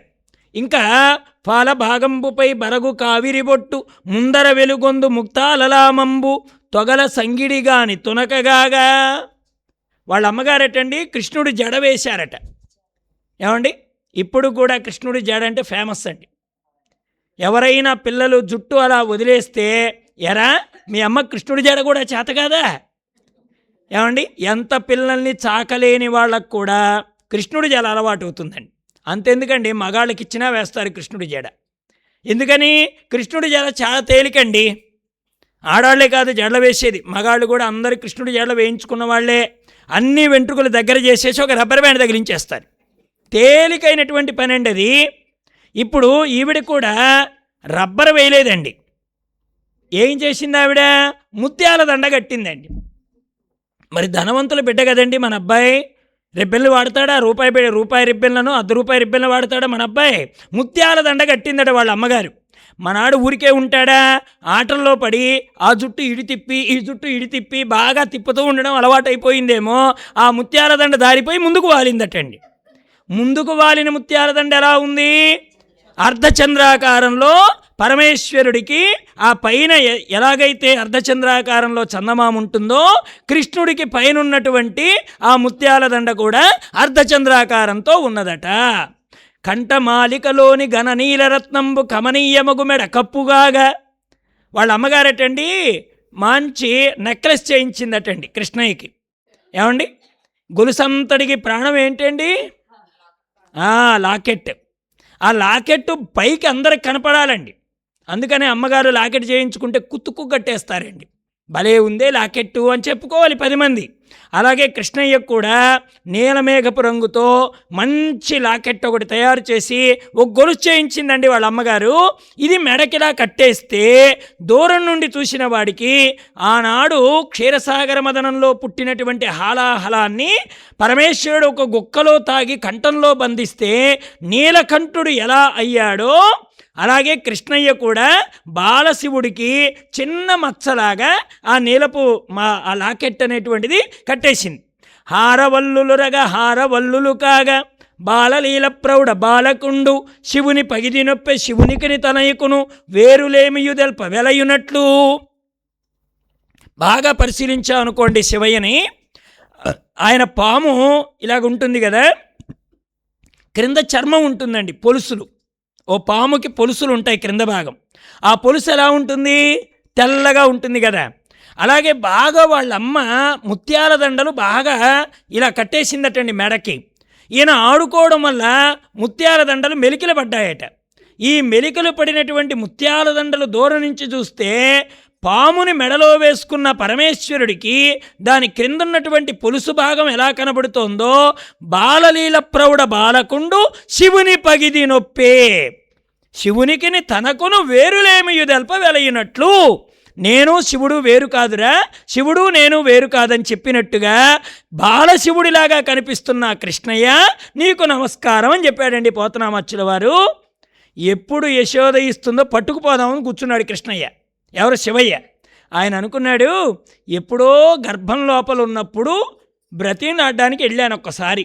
దేవకీదేవి గర్భంలో ఉన్నప్పుడు, కృష్ణ లోపలుంటావేమయ్యా, బయటికి రావయ్యా, కంసుడు మొదలైన వాళ్ల చేత లోకం పీడింపబడుతోంది, తల్లి కడుపు వెడలి విచ్చేయు ముముకుందా అని పిలిచారండి వాళ్ళు. నువ్వు రావయ్యా బయటికి అని అడిగినప్పుడు వెళ్ళాడు. మధ్యలో కృష్ణ దర్శనం కాలేదు. పైగా కొత్త వాళ్ళు ఎవరైనా వస్తే అనుమానంగా చూస్తున్నారండి గోకులంలో. ఎందుకని? పూతనొచ్చింది, శగడాసురుడు వచ్చాడు, తృణావర్తుడు వచ్చాడు, వరుసన ఒకళ్ళ వెంట ఒకళ్ళు రాక్షసులు వస్తూ ఉంటే నందప్రభు ఏం చేశాడు? కొత్త వాళ్ళకి గోకులంలో ప్రవేశం లేదని బోర్డు పెట్టేశాడు. ఇప్పుడు కృష్ణయ్యను చూడ్డానికి వెళ్ళాలి కదా, అందుకని బిచ్చగాడి వేషంలో తిరుగుతున్నాడు ఇప్పుడు శివయ్య. తిరుగుతూ ఈ మాట కోసమే ఎదురు చూస్తున్నాడు. అరే ఇలా అలరి చేశావంటే ఎవరైనా భిక్షగాడు వస్తే వాడు జోల్లో వేసేస్తానందండి. ఇక వెన్నదే తడవుగా మన శివయ్య బయలుదేరాడు జోలె పట్టుకొని. వెంటనే కృష్ణుడు వాళ్ళ అమ్మ దగ్గరికి వెళ్ళిపోయి, అమ్మా నువ్వు నన్ను వేయకే, వాడు మన ఇంటి పక్కనే కూర్చున్నట్టున్నాడు, నువ్వు అన్నావో లేదో జోలెట్టుకొచ్చేసాడు, నువ్వు ఇప్పుడు వాడిని జోల్లో వేస్తావేమో, నువ్వు చెప్పిన మాట వింటాను, నువ్వు పెట్టిందే తింటాను, నువ్వు ఇచ్చిందే తాగుతాను, వెన్న కావాలని గొడవ చేయను, మజ్జిగ పోసినా కానీ చల్లగా ఉంటాను, నీ ఇంట్లో నన్ను ఉంచుకోవే, వాడి దగ్గరికి నన్ను పంపియకే అని అంటున్నాడండి కృష్ణయ్య. అప్పుడు ఆయన అంటున్నాడు, ఒరే నాయన ఒక్కసారి దర్శనం ఎవరా బావా, అబ్బాయికి వెళ్ళిపోతాను, కైలాసంలో పార్వతిని వదిలిపెట్టి ఎన్నాళ్ళు అయిపోయిందో, కాస్త దర్శనం ఎవరా అంటే ఆయన ఏం చేశాడు, సగం చీరేమో యశోదమ్మది కప్పుకున్నాడు, సగం చీరేమో బయట పెట్టాడు. ఇప్పుడు బావతో మాట్లాడుతున్నాడు, నువ్వేనా అర్ధనారీశ్వరుడివి, సగం చీర కట్టుకొని సగం చూపించడానికి నీకైనా చెల్లు, నేను మాత్రం చూపించలేనా, నువ్వు మీ ఆవిడది కప్పుకున్నావు, నేను మా అమ్మది కప్పుకుంటాను అని యశోదమ్మ చీర సగం చేసుకున్నాడటండి కృష్ణయ్య. ఇలా సగం చేసుకొని బెదురుతున్న కన్నుతో ఈ వైపు చూస్తున్నట్టుగా యశోదమ్మ చూసినప్పుడేం భయపడుతున్నాడు, శివయ్య చూసినప్పుడు వెక్కిరిస్తున్నాడు. కుదిరిందా తిక్క, నీకు పూర్తి దర్శనం ఇస్తాననుకున్నావా, అది మా అమ్మకే చెల్లు. యశోదమ్మ చూసినప్పుడేమో నన్ను ఇవ్వకమ్మా, ఆయనకి ఇవ్వకు, ఇక్కడే కూర్చొని ఉన్నట్టున్నాడు ఈ బిచ్చగాడు అని అంటుంటే ఆ రూపం ఎంత మాధుర్యం అండి. ఒక్కసారి ఊహించుకుంటే దానిలో నుంచి మనం బయటకు వస్తామా ఏమండి. బృందావనం ఎంతమంది వెళ్ళారా అందరూ, గోపీశ్వరు వెళ్ళారు కదా, గోపీశ్వరు చూశారు కదా, గోపీశ్వరులో ఎలా ఉంటాడండి మన శివయ్య, సాయంత్రం కాగానే గోపిక అయిపోవాలి తాను కూడా, గోపికగా ఉంటేనే కృష్ణయ్య దర్శనం, మనము గోపికలకమైతేనే కృష్ణతత్వం గుర్తుపడతాం. మనం గోపిక కాకుండా నేను పురుషుణ్ణి, వీరాది వీరుణ్ణి, నీ మీసాలేం పనిచేయవు కృష్ణుడి దగ్గర, మీసాలనే రోషాలు పోవాలి, గడ్డం వచ్చిందనే అడ్డాలు పోవాలి, ఇవి పోతేనే కృష్ణుడు వస్తాడు అక్కడ. అంతేగాని మన గొప్పతనానికి కృష్ణ ఎప్పటికీ దొరకడండి. అందుకని వెంటనే యశోదమ్మ, ఏమయ్యా పక్కనే తిరుగుతున్నావా, వచ్చేసావు, మా పిల్లాన్ని నేను ఇవ్వను, అయినా మా గోపాలరత్నాన్ని విడిచిపెట్టి నేను ఎలా ఉండగలను అనుకుంటున్నావు, ఏదో పొరపాటున ఒక మాట అన్నానో లేదో అలా ఎగేసుకొచ్చావే జోలు పట్టుకొని, పోతావా పోవా అని శివుడికి కర్ర చూపించిన తల్లి అండి యశోదమ్మ.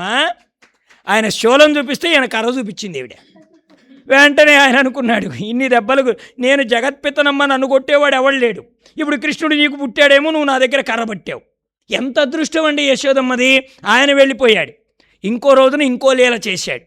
ఏం చేశాడు, యశోదమ్మ అనుకుంటుంది, ఇన్ని చేస్తున్నాడే మా పిల్లాడు, ఏదో నోరు తెరిస్తే ఏవేవో కనపడ్డాయి, మొన్నేమో ఇంకేదో చేశాడని గోపికలందరూ చెప్తున్నారు, ఇది ఎలా నమ్మాలి అని అనుకుంటూ వీడు మామూలు పిల్లాడు కాదేమో అనుకుంటుంటే వెంటనే ఓసారి వాళ్ళ అమ్మ దగ్గరికి వచ్చాడు. అమ్మా అన్నాడు. ఏం నాన్న అని అడిగింది. ఏం లేదమ్మా, కాస్త నేను పాలు తాగుతానమ్మా, పాల వల్ల కలిగే లాభాలు నాకు చెప్తావా అన్నాడండి. మనం కూడా అంతే కదా, హార్లిక్స్ తాగితే హైట్ పెరుగుతావు, కాంప్లైన్ తాగితే ఎత్తు పెరుగుతావు, ఇదే కదా మన గోలంతాను. అలాగే కృష్ణయ్య కూడా, అమ్మ పాలు త్రాగుట వలన లాభములేవి అని ప్రశ్న వేశాడు. ఏమంటే పిల్లలు ప్రశ్న వేస్తే చెప్పని తల్లులు ఉంటారా అండి, తెలియకపోయినా కానీ ఏదో ఒకటి దొర్లించేస్తారు కదా. అందుకని వెంటనే యశోదమ్మంది, పాలు త్రాగితే జుట్టు పెరుగును అని చెప్పిందండి. జుట్టు ఎవరికి పెరిగితే ఆనందం ఉండదండి, బట్టతల వాళ్ళని అడగండి, జుట్టు పోతే ఎంత బాధో చెప్తారు. ఏమండి లోకంలో ఆస్తులు పోయినా బాధపడరు, కానీ జుట్టు పోతే బాధపడేవాళ్ళు 3 మంది ఉన్నారండి. ఇప్పుడు కృష్ణయ్య జుట్టు పెరుగుద్ది అని వాళ్ళ అమ్మ చెప్పగానే, అమ్మ అయితే నా జుట్టు పెంచుకోవడానికి చక్కగా నేను పాలు తాగుతానమ్మా, పాలివ్వు అన్నాడు. కృష్ణయ్య పాలు తాగడమే ఆవిడకి కావాల్సింది కూడా. మనవాడు ఎలాంటి వాడంటే తాగడానికి ముందు పిలక లెక్కేసుకున్నాడు, ఎంత ఉంది నా పిలక, పెరుగుద్దన్నది కదండి వాళ్ళ అమ్మ. అందుకని వాళ్ళ అమ్మగారు పాలు సిద్ధం చేస్తుంటే, ఇవ్వడానికి ఆవిడ సిద్ధపడుతుంటే వీడు జుట్టు లెక్కేసుకున్నాడు. లెక్క వేసుకొని ఒళ్ళో పడుకొని పాలు తాగిన తర్వాత లేచిన తర్వాత మళ్ళీ జుట్టు లెక్కేశాడు. అది అప్పట్లాగే ఉంది. యశోదమ్మ అనుకుంటుంది, వీడేంటే జుట్టు లెక్కేస్తున్నాడు అనుకుంటుంది ఆవిడ.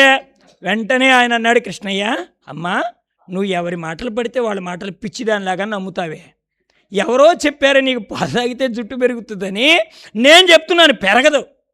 కృష్ణయ్య ఎంత గొప్పవాడంటేనండి, యశోద అబద్ధం చెప్పిందని అనడండి ఆయన.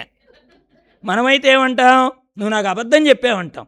కానీ కృష్ణయ్య ఏమంటున్నాడు, అమ్మా నువ్వు పిచ్చిదానివే, అందరూ అందుకే నిన్ను మోసం చేసేస్తున్నారు, అందుకే నేను కూడా నీ ఇంట్లోకి వచ్చాను. నువ్వు అందరి చేతిలో మోసపోతావేమే, ఎవడు చెప్పాడు నీకు జుట్టు పాలు తాగితే పెరుగుతుందని, నేను చూడు, నేను ప్రాక్టికల్ మ్యాన్ని, ఏదైనా కానీ చూస్తే కానీ నమ్మను. పాలు త్రాక్క ముందు లెక్కేసుకున్నాను, తాగిన తర్వాత లెక్కేశాను, ఎంత ఉండాలో అంతే ఉంది, నువ్వు వీళ్ళ పిచ్చి మాటలన్నీ నమ్మేస్తావే, నీతో ఎలా వేగనే తల్లి అని కృష్ణయ్య అంటూ ఉంటే ఆ మాటలకు మురిసిపోయిందటండి యశోదమ్మ. అలాంటి వాడండి మన కృష్ణయ్య. అలాంటి పిల్లాడు ఇంత పెద్దాడై కుంతి ఎదురుగా నిలబడి నేనేం చేయలేదు అత్తయ్యా అంటే, చేసినా తెలిసేలా చేస్తావా కృష్ణయ్య, మా జీవితానికి ఆధారం నీవు కాదా అని కుంతి అంటుంటే ఒక్క మాట అడిగాడు, అత్తయ్య ఏదైనా వరం కోరుకో.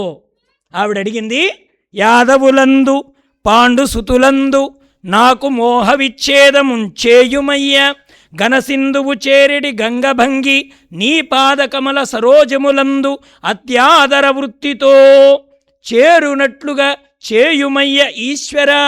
ఒక కోరిక కోరిందండి. మొట్టమొదటిది ఏమిటంటే యాదవులందు పాండుసుతులందు. ఆడవాళ్ళకి ఏ ఇల్లు అంటే చాలా ఇష్టం చెప్పండి? వెరీ గుడ్, బ్రహ్మాండంగా చెప్పారండి. పుట్టిళ్ళకు పొమ్మంటే కట్టుకున్న చీరతో వెళ్ళిపోతారండి. చీర సర్దుకోమన్నారనుకోండి, మా అమ్మ దగ్గర బోలెడు ఉన్నాయి, మమ్మల్ని నాకే ఇచ్చేస్తుంది. అత్తగారింటికి బయలుదేరమన్నారు అనుకోండి, సర్దిన చీరలు కూడా తీసి పరిచేస్తారు. అవసరమైతే నీళ్ళల్లో నానబెట్టి బయటేస్తారు. వాళ్ళ ఆయనవి కూడా ఆరబెట్టేస్తారు. వాళ్ళ ఆయనవి కూడా 4 తెచ్చి ఆ బకెట్లో పెట్టి ఇస్త్రీ బట్టలు కూడా తెచ్చి, అయ్యయ్యో ఆ మాట ముందు చెప్పకూడదండి, నేను నీళ్లు తడిపేసేసానండి, బట్టలు నానబెట్టేశాను. ఇస్త్రీ బట్టలు కూడా తీసుకెళ్ళి పెడతారండి పుట్టింటి దగ్గర నుంచి బయలుదేరాలంటేను. అదే పుట్టింటికి బయలుదేరాలంటే కట్టిన చీరతో బయలుదేరతారు. ఇది మనకి ఇప్పటి నుంచి వస్తున్న ఆచారం కాదండి, కుంతి దగ్గర నుంచి వస్తుంది ఇది. మొట్టమొదటి మాట ఏం కోరిందంటే, యాదవులందు, కృష్ణ నాకు మా పుట్టిళ్ళంటే ప్రేమ అందండి. ముందు మోహం ఎక్కడ పోవాలని కోరుకుంది ఆవిడ, యాదవులందు పాండుసుతులందు. రెండవది అత్తారిల్లండి. పాండుసుతులందు అంటే ధర్మరాజు, భీముడు, అర్జునుడు, నకులుడు, సహదేవుడు, వీళ్ళ యందు నాకు మోహం పోవాలి అని కోరుకుందండి. ఎలాగైతే గంగ బయలుదేరి సముద్రానికి చేరి శాంతిని పొందుతుందో అలాగే ఈ మోహం అనేది తొలగింపజేసి నీ పాద కమల సరోజములందు అంటే నీ పాదాల దగ్గర చేరేటువంటి భాగ్యాన్ని నాకు ప్రసాదించు అని ఆ ఒక్క కోరిక కోరుకుందండి. అలా కోరుకున్న తరువాత ప్రయాణమై స్వామి భీష్ముడి దగ్గరికి వచ్చాడనమాట. అలాగా మనం ఈ రోజున భాగవత కథాశ్రవణంలో కుంతి యొక్క కోరిక చాలా వరకు కృష్ణలీలలు చెప్పేసుకున్నాం. దశమస్కందం కాలేదని దిగులక్కర్లే, అయిపోతుందిలేండి. కాలస్వరూపుడు భగవంతుడు కదా, అన్నీ చెప్పించేస్తాడు. వదిలిపెట్టామని లేకుండా అప్పుడప్పుడు ప్రహ్లాదుడు వచ్చి కలుస్తున్నాడు, అప్పుడప్పుడు ధ్రువుడు వచ్చి కలుస్తున్నాడు. వీళ్ళందరూ భాగవత గంగా ప్రవాహంలో వీళ్ళందరూ కలుస్తూ ఉంటారు. కలిసిన వాళ్ళని గుర్తుపెట్టుకోండి, మళ్ళా చెప్పలేదని మాత్రం అనద్దండోయ్. అందరూ వస్తున్నారు, కాకపోతే వినడం కాస్త జాగ్రత్తగా వినడం ప్రయత్నం చేస్తే అందరూ మనకు కథాసాగరంలో కలిసే ప్రయాణం చేద్దాం. మరి అటువంటి అవకాశం 2వ రోజు కార్యక్రమాన్ని దిగ్విజయంగా పూర్తి చేసుకున్నాం. రేపటి రోజున 3వ రోజు కార్యక్రమం దయచేసి ఆపేశారు.